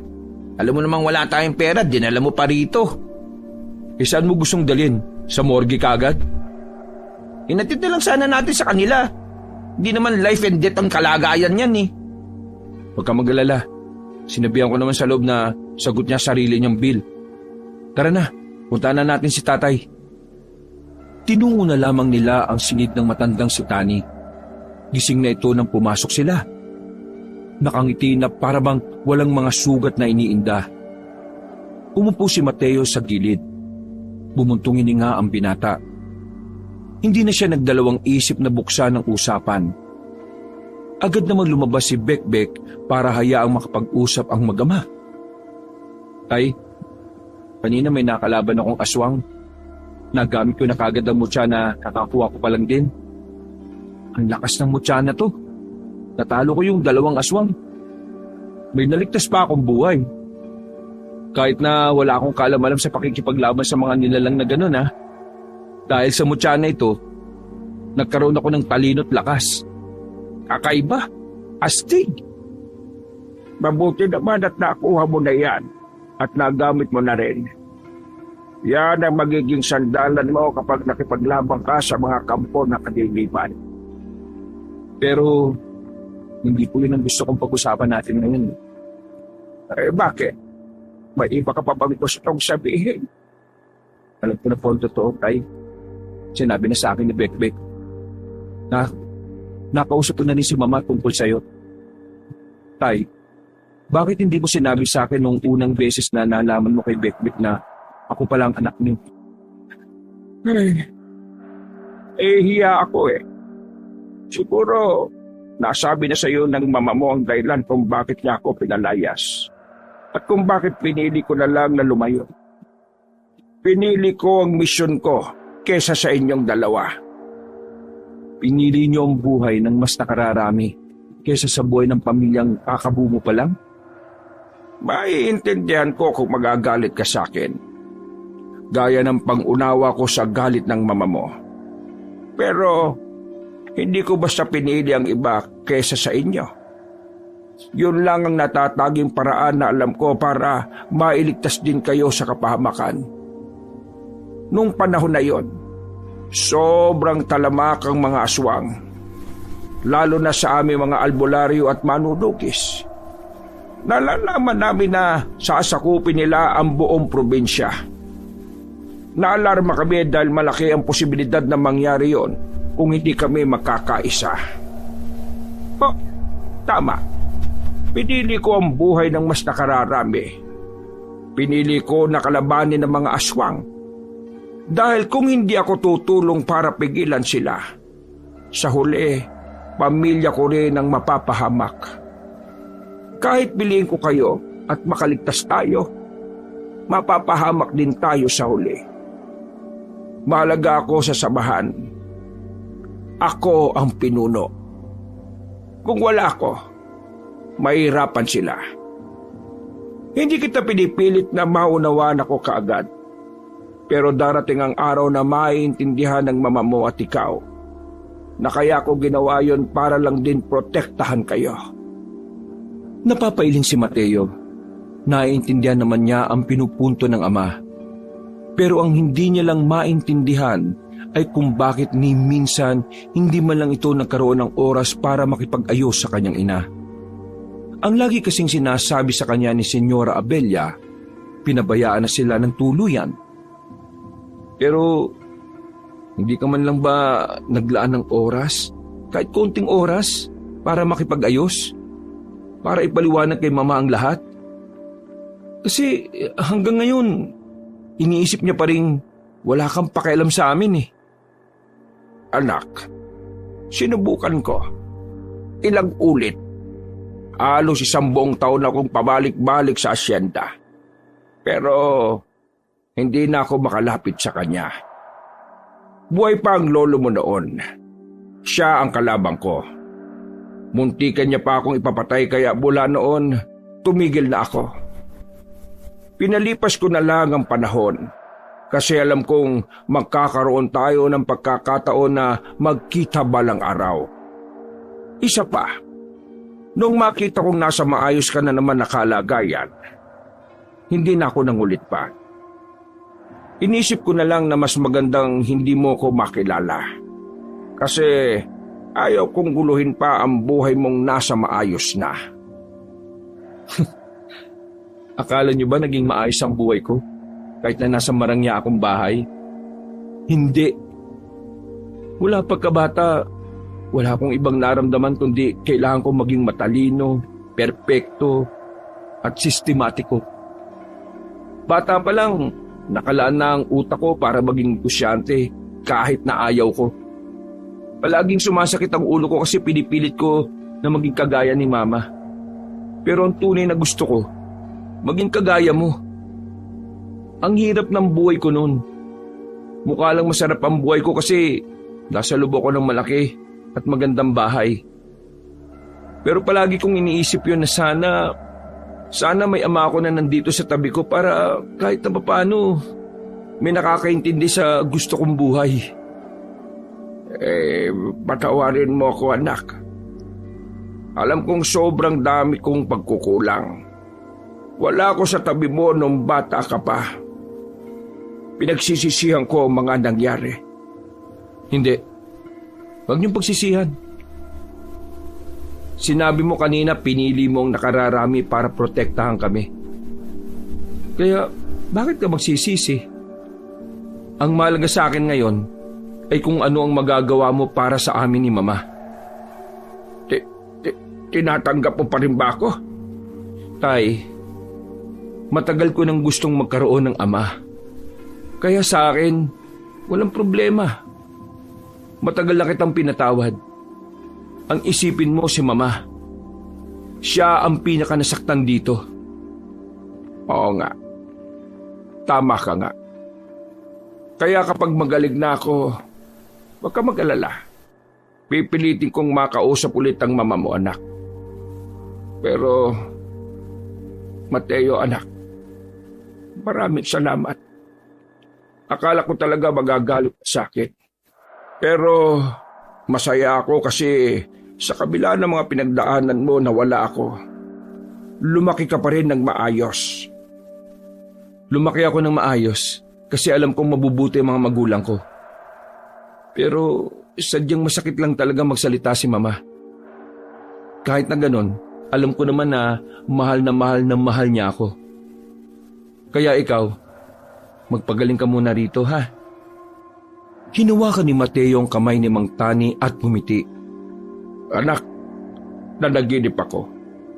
Yung kaibigan mong babae, kinuha ng aswang. Yung dongga. Hindi pa napalya ang panaginip ko kaya baka mangyari din ito. Kung ganon, pupuntahan ko na siya. Sige, mag-iingat ka. Sa panaginip ko marami sila. Kasama matandang pinuno nila. Opo, mag-iingat ako. Pangako makakabalik ako. At kapag natapos na ang problema natin sa aswang, problema naman natin sa pamilyang aayusin natin, ha? Lumabas agad ng silid ang binatang si Mateo. Agad din namang sumunod sa kanya si Bekbek. Kinabahan na naman ito nang malaman na may haharapin na naman silang aswang. Pambira naman, oh. Aswang na naman. Diyos ko, buhay to, oh. Parang hindi ka nag-train maging fighter, ah. Nag-train ako, pero hindi sa aswang. Anong labang ko sa suntukan sa mga hindi naman normal? Wala akong baril, oh. May itak dyan. Yan ang gamitin mo. Bakit ba kasi ikaw lang ang may mutya? Pwede bang ako rin? Hindi sige. Hanapin mo naman yung mutya ng buhaya na may sapat na tulog. Ang mabuti pa mag-focus ka na lang sa pagmamaneho. Baka makabangga ka na naman ulit eh. Binilisan ni Bekbek ang pagmamaneho para maabutan nila ang dalaga. Pero nang dumating sila sa bar, nakita nilang magulo na ang loob. Nakakalat ang mga upuan, mga nakataobang lamesa. Ang gwardiya naman sa gilid ng pintuan ay nakabulagta. Buhay pa. At ang sabi nito, kinuha daw ng mga aswang ang mga babae. Kasama dito si Magda. Sa gubat! Sigurado ako nasa gubat lang sila. Huwag kang batalos-dalos. Baka patibong lang ito eh. Baka kinuha nila si Magda para ikaw mismo ang lumapit sa kanila. Baka may hinanda silang patibong sa gubat. Mag-isip ka nga, pwede. Kung hindi ako kikilos, baka hindi ko na makitang buhay si Magda. Paano nga kung inuuto ka lang nila? Kapag ikaw namatay, wala na, finish na. Kaya ayusin mo yung mindset mo, ha. Ang mabuti pa, balikan natin ang papa mo. Itanong natin sa kanya kung may alam siyang kuta ng mga aswang. Huminga ng malalim si Mateo. Naikalma niya ang kanyang sarili dahil sa sinabing yon ng kaibigan niya. Hindi niya tinuloy ang kanyang binabalak. Binalikan na lamang niya ang matanda sa ospital. At dito na rin nila nalaman na wala nang babayaran si Mang Tani sa lahat ng bill nito. Pre, mukhang lumambot ang puso ng mama mo, ha. Wala na raw tayong babayaran, pre. Okay na raw. Kahit na ganun yung si Mama, nararamdaman ko na di naman talaga siya masamang tao eh. Matapos silang makausap muli ang matandang si Tani, nalaman ng dalawa ang isa sa mga kuta na pinagtataguan di umano ng mga aswang. Malakas ang loob nilang tinakang kagubatan kahit sobrang dilim. Habang ganadong-ganado si Mateo, pagod na pagod naman si Bekbek. Nakailang pabalik-balik na rin kasi sila. Sa loob lang ng ilang oras, napakarami na rin nangyari. Sobrang dilim naman dito. Dapat pala nagdala ako ng flashlight. Tama lang na hindi ka nagdala para di tayo madaling makita ng mga aswang. Tara, sumunod ka lang sa akin. Nakikita ko naman ng malinaw ang daan eh. Bakit? Dahil mataas ang paningin ng mga buhaya? Kung buhaya kasi ang pinagkukunin ko ng mutya, eh di ba laging puyat? Malamang, mataas ang paningin nun. Puyat ba naman kakabantay eh? Kumakamot-kamot na lamang ng ulo ang binatang si Bekbek. Nawala ang angas nito dahil sa dilim ng kanilang nilalakbay. Hanggang sa makalipas na nga ang halos 2 oras. Tuluyan ang nakaramdam ng panghihina si Bekbek. Namulikat na ang paa niya kakalakad. Kaya wala silang ibang pagpipilian kundi ang magpahinga na lang muna. Hinilot-hilot ni Mateo ang paa ng kaibigan. Kaya kahit kaunti ay naging maayos na rin naman ito. Ikaw na lang kaya muna ang tumuloy. O bakit, natatakot ka ba? Buwang ka ba? Magiging pabigat lang ako sa'yo. May hawak ka namang itak eh. Kaya mo yan. Bakit? Natatakot ka ba kapag wala ako? Marami yun, malamang. Pambira ka naman, Mateo. May mutya ka na nga, naduduwag ka pa rin. Ngayong alam ko na may ama ko, nagsimula na akong matakot mamatay. Sige na, sumama ka na. Magpahinga ka na lang dyan. Ay nako, kakaiba ka talaga kahit na kailan. Biruin mo, itataya mo ang buhay mo sa babaeng hindi mo naman kilala. Ililigtas ko siya bilang tao na nangangailangan ng tulong. Ano bang iniisip mo dyan? Ay nako, wag mo akong linlangin, no? Alam kong ililigtas mo siya kasi type mo siya. Lokohin mo ang lolo mong panot. Patay na si Lolo, no? Ay, sorry. Rest in peace, Don Gustavo. Makalipas lang ng halos 10 minutong pagpapahinga, agad na rin silang nagpatuloy sa kanilang paglalakad. Noong mga sandaling yon, hindi na rin nila inintindi pa kung tama o mali ang kanilang dinaraanan. Basta't binilisan na lamang nila ang kanilang lakad. Nababahala na kasi si Mateo na baka ginawa ng pagkain ang mga dalaga, lalong-lalo na si Magda. Sa kanilang pagtsatsaga, natanaw na rin nila ng maliwanag ang lugar. May 4 na kabahayan doon na yari lang din sa kahoy. Pero may kalakihan. Kaya naman nakakasiguro si Mateo na maraming aswang ang naroon. Kumpirmado niyang aswang ang mga naroon dahil naaamoy niya ang mga yun. Hindi siya maaaring magkamali. Mutya na mismo ang nagsasabi sa kanya. Kung yan na ang kuta ng mga aswang, anong unang gagawin natin? Kailangan na muna natin makasiguro kung diyan ba talaga dinala sila Magda. Baka mamaya wala naman pala dyan. E di natigok tayo ng walang saysay. Eh saan ba tayo dadaan? Hindi ba pwede sa unahan? Malamang may mga bantay dyan eh. Dala mo ba yung lighter mo? Bakit? Kailan ka ba natutong magyosi? Sira. Kailangan natin ng apoy. Susunugin natin ang mga tuyong dahon at sanga rito para makuha natin ang atensyon ng mga nandun. Kapag distracted na sila, madali na tayo makakapasok sa kuta nila. Ah, ganun ba? Buti na lang nadala ko. Agad na tinapon ng magkaibigan ng mga dahon. Sinunog nila yon. Nang malaki-laki na ang apoy, dali-dali na silang umalis sa kanilang kinalalagyan. Lumipat sila ng pwesto. Mas malapit na sila sa kuta na kung saan basta kikita na nila ang mga aswang sa loob. Nagpupuntahan na ang iba doon, oh. Galing mo. Nag-iisip ka pala. Nagtataka ka pa. Ikaw nga, alalay ni Mama, duwag eh. Nang makakuha na ng tamang pagkakataon, dali-dali silang gumapang patungo sa gilid ng bakuran. Muntikan pang mapasigaw si Bekbek nang makagat ito ng malaking langgam. Buti na lamang ay kagad na tinakpan ni Mateo ang bibig ng kanyang kaibigan. Huwag kang sumigaw. Parang kagat lang ng langgam eh. Sira ulo. Langgam nga kumagat sa akin. Tambuwala naman. Nanahimik sila bigla nang makita may mga papataan na aswang. Nakatago lang sila sa mga halamanan. ni hindi sila gumagawa ng kahit na anong pagkilos. Kaunting galaw lang kasi ng halaman, alam nilang maghihinala na kaagad sa kanila ang nasa paligid. Paglagpas ng mga aswang, nagmamadali silang bumangon. Nakahinga ng maluwag ang dalawa. Pero hindi pa roon nagtatapos ang kanilang pagsubok. Kailangan pa nilang hanapin kung saan dinala ang mga babae. May naririnig akong mga iyak ng babae sa banda ron. May mga nagbabantay din. Anong gagawin natin? Akong bahala. Susubukan kong isa-isahin sila. Dito ka lang ha. Sesenyas na lang ako kapag pwede ka nang sumunod. Bida-bida ka na naman ha. Wala na tayong choice eh. Ano ka ba? Hindi na hinintay pa ni Mateo ang kanyang kaibigan na mapigilan siya.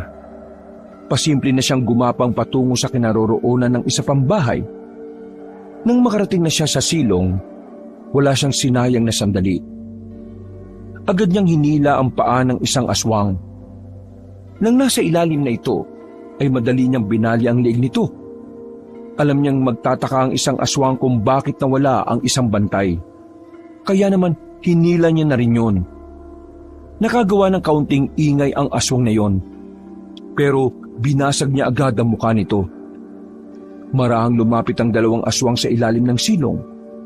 Sa mga pagkakataong ito, wala nang nararamdaman na kaba ang binata. Lumabas siya sa kabilang gilid. Umakyat siya sa bubungan. Tumalon siya sa likuran ng dalawang aswang at sa kanya yung tinaga gamit ang itak na nakuha sa silong ng bahay. Bagsak agad ang dalawa dahil sa ulo yung pinatamaan ng binata. Nang masiguro niyang wala nang nakakakita sa kanya, sinira niya agad ang pinto. Bumungad sa kanya ang mga dalagang umiiyak. Naroon din si Magda. Shh! Kayo maingay. Matatakasin ko kayong lahat dito. Kalma! Relax lang. Kailangan lang natin kumuha ng tamang pagkakataon. Dumungaw si Mateo sa bintana at saka sinenyasan ng kanyang kaibigan na sumunod. Nagmamadali naman si Bekbek na gumapang palapit din doon. Maraming salamat, Mateo. Sabi ko na nga ba't darating ka eh. Wala yon. Ginagawa ko lang naman ang nararapat para iligtas kayong lahat. Ihandaan yung sarili nyo. Itatakas na namin kayo. Pakiusap lang ha. Walang mag-iingay. Isang pagkakamali lang natin, lahat tayo mamamatay. Yung landi, iwan niyo muna sa kung saan man kayo nang galing ha. Yun eh, kung gusto niyo lang naman mabuhay pa. Sumilip na ang dalawang binata sa labas. Nakita nilang wala pa rin ang ibang aswang. Sinamantala na nila ang pagkakataon. Mabilis silang lumabas at dumaan sa likod ng bahay na yon. Gubat to, diretso lang. Kahit na anong mangyari, walang titigil ha. Mauuna kayo. Huwag niyo kaming intindihin. Hinungan ni Magda ang kanyang kamay. Ramdam ni Mateo ang pananamit ng palat nito. Bakas pa sa nanginginig na tinig ng dalaga ang takot at kaba dahil sa mga nangyayari. Paano kayo? Ano nangyayari sa inyo? Nandito na kami sa likuran niyo. At kung sakaling maburin tayo ng mga aswang, kailangan namin magpaiwan para makaabante kayo. Pwede pa, miss. Mamaya ka na magpabebe. Unahin makatakas kaysa sa maglandian ha. Para mamaya maging kwento na lang tayong lahat dito. Tila nakaramdam ng iya ang dalaga at nagsimula na rin itong maglakad. Pero hindi pa man sila nakakalayo. Meron na silang nakasalubong na aswang. Napatigil silang lahat. Napatigil din ang mga salot na nilalang. Patay na! Sa likod kayo! Kaming bahala! Pre, bilisan lang natin! Di tayo pwedeng gumawa ng malakas na ingay! Wow! Kung makapagsalita, kala mo naman talaga may mutya ako eh, no? Inihanda na ni Mateo ang kanyang sarili. Bago pa makagawa ng kahit na anong kilo sa mga aswang, mabilis na gumapang ang binatang si Mateo. Nilapitan nito ang isang aswang at sinuntok sa muka. Dinampot din ito ang sanga na nasa lapag at saka itinharak. Pero lumusog na rin sa kanya ang iba pa. 4 na aswang ang katapat ni Mateo, habang si Bekbek naman ay nakatingin lang. Anong ginagawa mo? Tulungan mo siya. O na! Kang atat, no? Buong tapang na lumusob si Bekbek. Sa halip na matatalo nila agad ang mga kalaban nila, ay mas lalo pa silang napatagal. May mga dumating pa kasi na mga bago. Magda, tumakas na kayo. Bilisan nyo. Pero paano ka? Sabi nang tumakas na kayo eh. Sa bunutan kita dyan eh. Nagmamadaling kumilos si Magda. Muntikan pa itong masubsob ng sapilitang palakari ni Bekbek. Noong mga sandaling yon, kapadong malala na si Mateo. Alam niyang nabulabog na nila ang iba pang mga aswang. Kaya naman nakikita na niya ang susunod na mangyayari. Maalalagay sila sa alanganin. Pre, mahal mo pa ba buhay mo? Malamang, ano bang klaseng tanong yan? Balis ka na. Ako nang bahala dito. Bida-bida ka na naman eh. Paano? Wala ka naman halos tinutulong eh. Duwag na duwag ka. Paano ka ba naging alalay ni Mama? Alalay lang ako ng mama mo, pero hindi ako ang pinaka-personal na bodyguard niya. Nung nakaraan ko nga lang nagamit ang baril ko eh. Isus, pambira ka. Sige na, alis ka na. Masyado mo yata ako minamalit eh. Tingnan mo lang kung paano ako makipaglaban kapag hindi na natatakot. Ang kulit mo. Bahala ka na nga. Hindi nagtagal, may mga dumating na ring aswang. Pinalibutan sila ng mga ito. At kasama na ng mga ito ang matandang lalaki na sa kanilang palagay ay ang pinuno ng mga aswang na sinasabi ni Mang Tani. Ang kaninang nagtatapang-tapangan na si Bekbek ay tila napahag na naman ng buntot. Napahigpit ang pagkakahawak ni Bekbek sa itak. Si Mateo naman ay agad na pinaggana ang kapangyarihan ng mutya. Pumapala at tumigas na rin ang balat nito. Pero bago magsimula ang laban, nagpakita na rin ang matandang lalaki. Ang lakas naman ng inyong loob na magtungo sa lugar kung saan maaari kayong mamatay. Sure ka ba na dito kami mamamatay? Hindi ba pwede doon? Sa banda ron? Bakit mo ba kinakausap yan? Pinapaaba ko lang oras para mahaba din ang oras bago tayo mamatay. Ikaw, iyo. Ikaw na merong mutya. Bibigyan kita ng pagkakataon na isuko mo sa akin ang mutya at hayaan ko kayo makalis. Bakit ko naman gagawin yun? Kung kaya naman kitang labanan. Sigurado ka bang kaya mo ako? O baka nadadala ka lang ng emosyon mo? Bakit hindi na lang natin subukan? Pambira naman talaga to. Nakikipagyabangan pa eh. Papalagang kita kung tayong dalawa lang. Walang makikialam. Kung yan ang gusto mo, sige, ibibigay ko sa'yo. Pre, gumilid ka lang. Sakaling makita mong tagilid na ako, umalis ka na kagad ha. Hindi na hinintay pa ni Mateo na kumontra ang kanyang kaibigan. Lumapit na siya sa harapan ng matandang lalaki. Pinakita niya kagad ang kapangyarihan ng mutya ng buwayang puyat. Mas lumitaw ang kakaibang balat ni Mateo.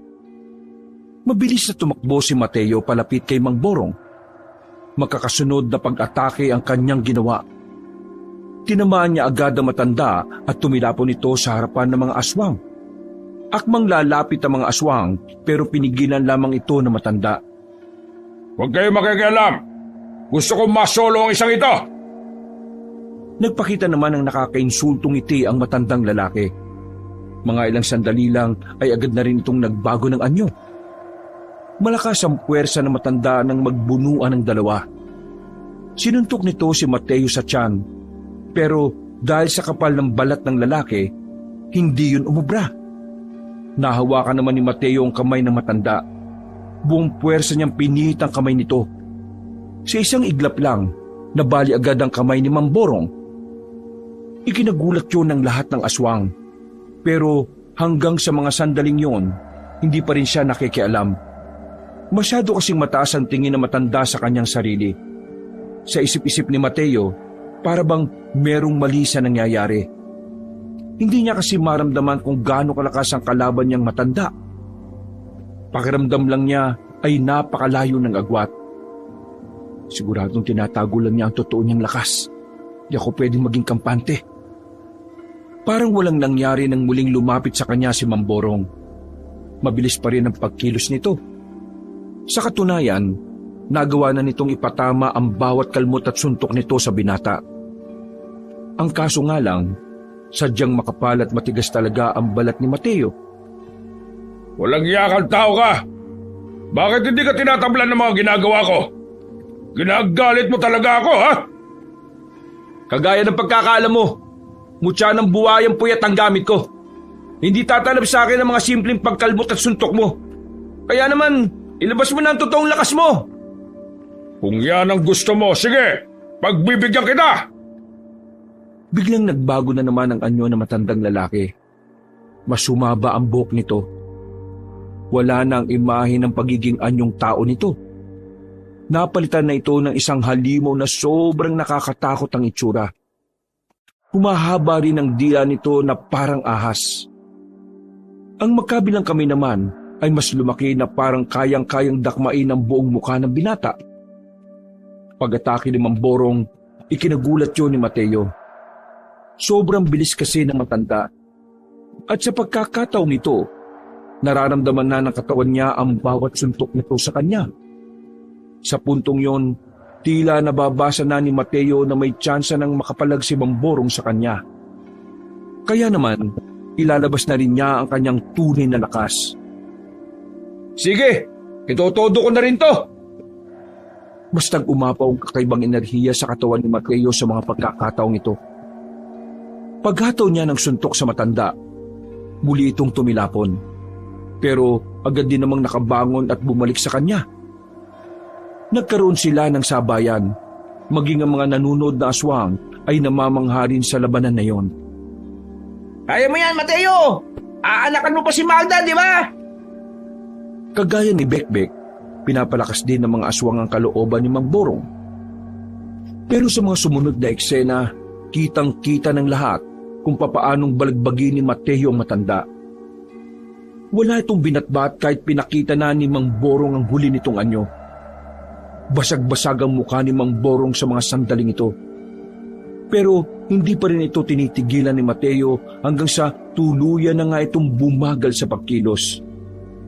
Hindi ako pwedeng matalo. Hindi! Hindi ganito inaasahan ko para sa isang pinuno ng mga aswang. Nakakadismaya ka!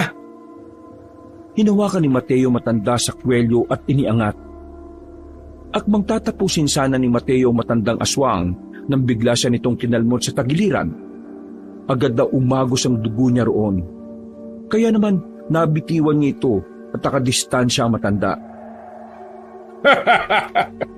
Matalino man ang matching, naiisahan din! Ang kaso, buwayang nasa harap mo at hindi matching! Mabilis na nakalapit ang binata. Humaba ng bahagya ang kanyang kuko. Ginamit niya ito para itarak sa kaliwang dibdib ng matanda. Napahiyaw ang mga aswang na makitang dinukot lamang ni Mateo ang puso ni Mamborong. Kinilabutan ng lahat, lalong-lalo na ang binatang si Bekbek. Hindi kasi nito inakala na magiging brutal si Mateo sa kalaban. Ito na ang katapusan niyo mga aswang! Matay ka na! Mamamatay na ang pinuno ng mga salot! Biglang tumawa ng mahina si Mamborong. Bagay na nagdulot ng pagtataka kay Mateo.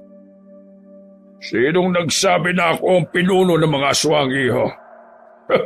Nagkakamali ka. Wala akong posisyon sa lahi namin. Naisahan ka namin! Mga ilang sandali lang ay tuluyan ng nawala ng hininga matanda. Napaisip naman si Mateo sa sinabi ni Mamborong.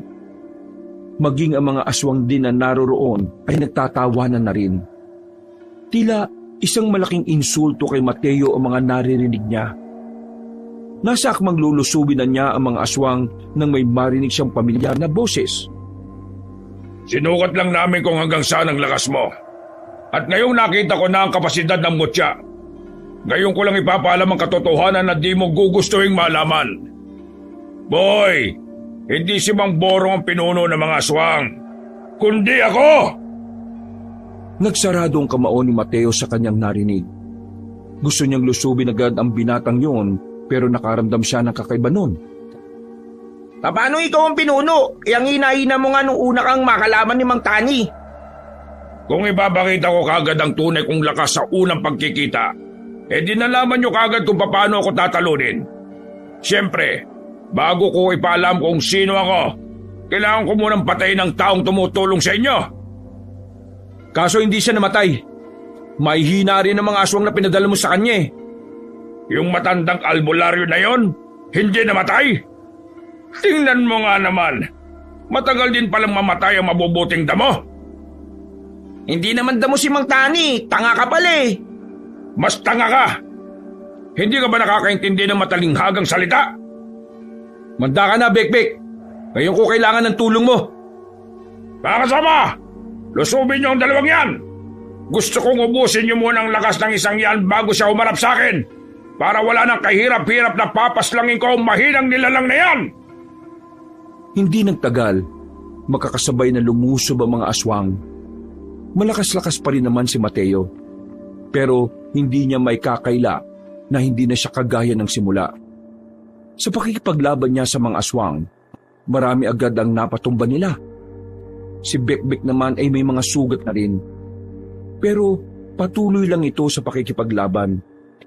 Parang wala man lang itong nararamdamang takot sa mga sandaling ito. Pre, hanggang kamatayan na to. Walang mamamatay. Dumikit ka lang sa akin. Hindi niyo kakayanin ng mga bataan ko. Marami pa sila. Wala pa sa kalahati ang nababawas niyo. Duwag ka ba?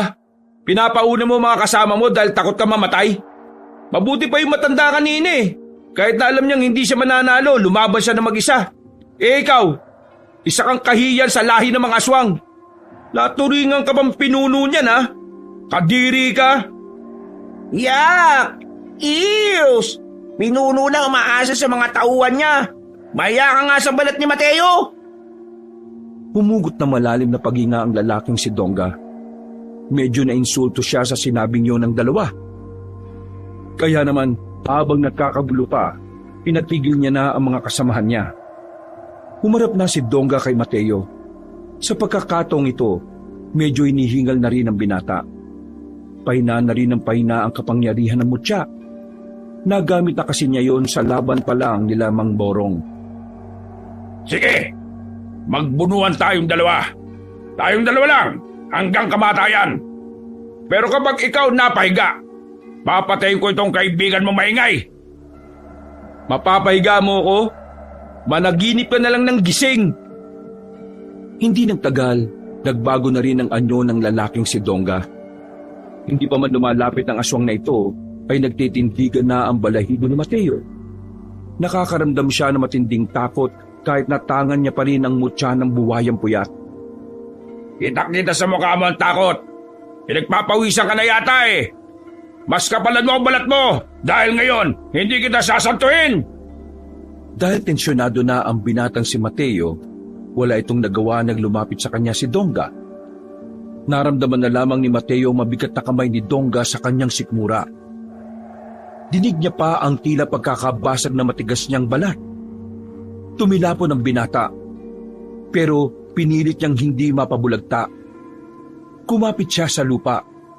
Pinilit niyang makatayo ulit kahit na ramdam niya ang sakit sa kanyang sikmura. Sa mga sandaling yon, kitang-kita na niya ang pagkakaiba nila sa lakas. Dahil kasi sa pagbuhos niya ng kanyang lakas kay Mamborong, pakiramdam naman niya ay mahina na ang katawan niya. Pero tumingin siya kay Bekbek. Ang kaibigan na lamang niya ang kinukuhanan niya ng lakas. Kapag nagpatalo siya, mamamatay ito. Eto ba? Nanlaki ang mga mata ni Mateo nang nasa gilid na naman niya si Donga. Mabuti na lang ay kinaya niyang makailag. Tumalon siya palayo. Pero pagbagsak niya, sinundan agad siya ni Donga. Tinamaan siya sa muka. Bumalandar siya sa tapat ng malaking puno. Pinilit niya pa ring hindi mapahiga. Tinibayan niya ang kanyang tuhod. Pagtingin niya kay Donga, ay gumigewang-gewang ito sa paningin niya. Nakakaramdam na siya ng pagkahilo. Pre, huwag kang susuko. Isipin mo na lang si Mang Tani at Senyora Bella. Ayusin mo pa ang pamilya mo kaya dapat kang lumaban. Napangiti si Mateo sa kanyang narinig. Kahit na papaano, lumakas ang kanyang loob. Nagkaroon siya ng lakas para mas lalong tibayan at labanan ang kanyang kalagayan. Akala mo ba hayaan ko na lang na manalo ka sa laban na to? Patayin mo muna ako! Madali naman akong kausap eh. Dinakma ni Dongga ang kanyang muka. Pilit itong dinudurog ang muka ni Mateo. Buti na lamang ay nakabuelo si Mateo para masuntok na malakas si Dongga. Tinamaan niya yon sa tagiliran. Dahil sa kanyang ginawa, nagkaroon siya ng pagkakataon para makadistansya. Hindi na nagsayang ng oras si Mateo. Sinundan niya ang suntok na yun. Pero sa kasamaang palad, nahawakan ni Dongga ang kanyang kamao. Hinila siya nito at sinalubong ang malakas na namang suntok. Nabasag naman ang balat niya sa bandang dibdib. Tumilapon si Mateo sa harapan mismo ni Bekbek. Buti na lamang ay nasalo siya nito kaya hindi ito tumumba. Pre, ayos ka lang? Kita mo ng bugbog yung tao, tatanungin mo pa ako ng ganyan. Wala lang. Gusto ko lang magtanong. Pre, sakaling mamatay ako dito, pakisabi kina tatay at mama na mahal ko sila. Inuutusan mo pa ako? Huwag ka nang mamatay para ikaw na magsabi, no? Ibubuhos ko na ang natitirang lakas ko. Muling tumindig ng tuwid si Mateo. Basag-basag na ang ibang parte ng balat ni Mateo. Kahit na alam niyang mas mararamdaman na niya ang mga susunod na atake ni Dongga, hindi na ito nagpakita pa ng takot. Nawala na ang takot ito sa mga pagkakataong yon. Dahil ang iniisip na lamang ni Mateo ay ang kanyang mga magulang. Nakapagkabili ka na ba sa kaibigan mo? Kasi ngayong gabi, ihatid na kita sa Diyos-Diyosan niyo! Umangil ng malakas si Dongga. Tila tuwang-tuwa naman ng mga aswang na nanunood. Sa pagkakataong ito, inihanda na ulit ni Mateo ang kanyang sarili. Bumuntong hininga ang binata. Kahit medyo nanlalabo ng paningin, nanatiling nakatuon ng kanyang atensyon kay Dongga. Nang makita niyang papalapit na ito sa kanya, inipon niya ang lahat ng lakas niya sa kanyang kamao. Ito na lang ang natitira niyang pag-asa. Kapag hindi umubra ang suntok niya, katapusan na nilang dalawa ni Bekbek. Sandali siyang napapikit. Lihim siyang humiling sa Panginoon na sana ang pagkakataong ito ay maging liwanag para sa kanya. Nang idilat niya ang kanyang mga mata, nakita na niya si Dongga na nasa kanyang harapan. Biglang uminit ang mga mata ni Mateo. Bumigat din ang kanyang kamao. Nang inihataw niya ang kamao niya ng buong puwersa, nagawa niyang patamaan ito sa sikmura ni Dongga. Sa lakas ng kanyang pagkakasuntok, umusli ang mga buto ni Dongga sa likod. Dinig nilang lahat ang lagutok. Nagulat ang mga aswang. Nung una, inakala ng mga yon na makakalaban pa si Dongga. Pero hindi na kontento ang binatang si Mateo. Tinatad niya ng suntok ang sikmura ng kalaban, hanggang sa tumagos na rin ang kamao ni Mateo. Nanlilisik pa ang mga mata ni Dongga nang tumingin ito sa kanya. Para matapos na ang laban na iyon, muling nagpakawala si Mateo ng malakas na suntok sa mukha ng kaharap niya. Nabasag ang mukha ni Dongga at tuluyan ang bumagsak sa lupa. Natalo ni Mateo ang pinuno ng mga aswang, pero kapalit nito ay ang pagkaubos ng kanyang lakas. Natumba siya at hindi na makagalaw. Nakita na lamang niyang nasa tabi na siya ni Bekbek. Meron itong sinasabi pero wala na siyang naririnig. Pre, uy! Huwag kang mamatay! Pre! Mas lalong nabahala si Bekbek sa mga sandaling yon nang makitang nakapalibot na ang mga bataan ni Dongga. Alam ng binatang si Bekbek na yun na ang katapusan nilang dalawa. Hindi rin naman niya kayang talunin ng mga yon kung siya lang mag-isa. Hindi nga niya mabilang kung gaano karaming aswang ang nakapalibot sa kanila. Sige, patayan kung patayan. Hindi niyo madadampian itong kaibigan ko, ano? Sige! Kukuyugin na sana sila ng mga aswang, pero magkakasunod na putok ang narinig nila noong mga sandaling yon. Napadapa na lang din si Bekbek. Makalipas lang ang halos 2 minuto, bumulagta na ang mga aswang. Lumabas sa kadiliman ang mga armadong lalaki. Nagpakilala ang mga yon na tauhan ni Senyora Abelia. Nalaman nilang nag-uusap pala si Mang Tani at Senyora para respondihan si Mateo. Nang maubos na ang mga aswang, agad na binuhat ng mga kalalakihan si Mateo. Wala na ring malay si Mateo ng mga oras na yon. Paggising niya, Ilang araw na pala ang nakalilipas. Nakakatayo na si Mang Tani. Sa katunayan, ito ang nagbantay sa kanya. Sa gilid naman, naroon din ang kanyang ina. Ma, Tay, nandito kayo? Anak, masaya kami ng mama mo na nagkamalay ka na. Kaya ayaw kong pumasok ka sa ganyan kasi ayaw kong matulad ka sa ama mo na lagi na lang nasa panganib ang buhay. Ma, huwag na po kayong mag-alala. Tapos na po ang laban. Nag-usap na kami ng mama mo. Napagkasunduan namin na total tapos na ang problema natin sa aswang. Tutulungan mo ang mama mo sa negosyo, anak. Kailangan kanya. Pero paano mga aswang? Wala ng mga aswang. At kung meron, ako nang bahala ron. Marami akong kakilala. Bubuo kami ulit ng samahan para labanan ng mga yon. Sa ngayon, gusto kong ituon mo muna ang sarili mo sa buhay na mas ligtas at mas magiging panatag ang kalooban ng mama mo. Ito ang panahon ng bagong buhay natin. Tutulungan mo ako sa negosyo. Itong tatay mo naman ang pansamantalang papalit sa iyo. Kapag naipasa na niya ang posisyon niya, susubukan natin ulit na mabuo ang pamilya natin. Tama po ba yung narinig ko? Naipaliwanag na sa akin lahat ng tatay mo at napatawad ko na rin siya. Pero hindi pa rin kami nagkakabati. Ma, Tay, kahit ano gagawin ko para sa pamilya natin. Kaya naman, tinatanggap ko ang gusto nyo. Pangako, pagbubutihan ko na. Pasensya na rin pala kung nakapagbitaw ako ng masasakit na salita. Humingi rin si Senyora Abelia sa kanya ng tawad sa lahat ng mga nasabi nito sa binata. Pagkatapos ng pag-uusap na yon, nagkaroon sila ng hapunan. Magkasama silang tatlo sa iisang lamesa. Sobrang saya ni Mateo ng mga pagkakataong yon. Hindi niya inakala na darating ang tagpong yon. Naalala niya pa noon na pinapangarap niya lang yon. Sa paglipas ng ilang araw, mas naging maganda ang samahan nilang magpamilya. Unti-unti na rin nagkakasundo ang kanyang mga magulang. Habang siya naman, balik sa pag-aaral sa negosyo. Tinutulungan siya ni Bekbek sa lahat ng kanyang dapat na malaman. Mula noon, nakontento na sa buhay si Mateo ngayong buo na ulit ang kanyang pamilya. Masaya na siya at wala nang mahihiling pa.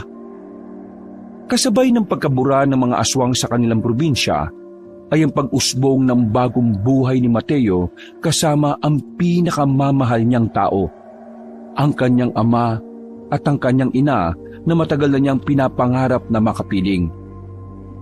Di nagtagal, nagkasundo rin sila ni Magda. Nagkaroon sila ng sariling pamilya at nagkaroon rin ng mga anak. At doon na nga nagsimula ng panibagong buhay si Mateo at bumuo ng masagana at masayang pamilya. Wakas,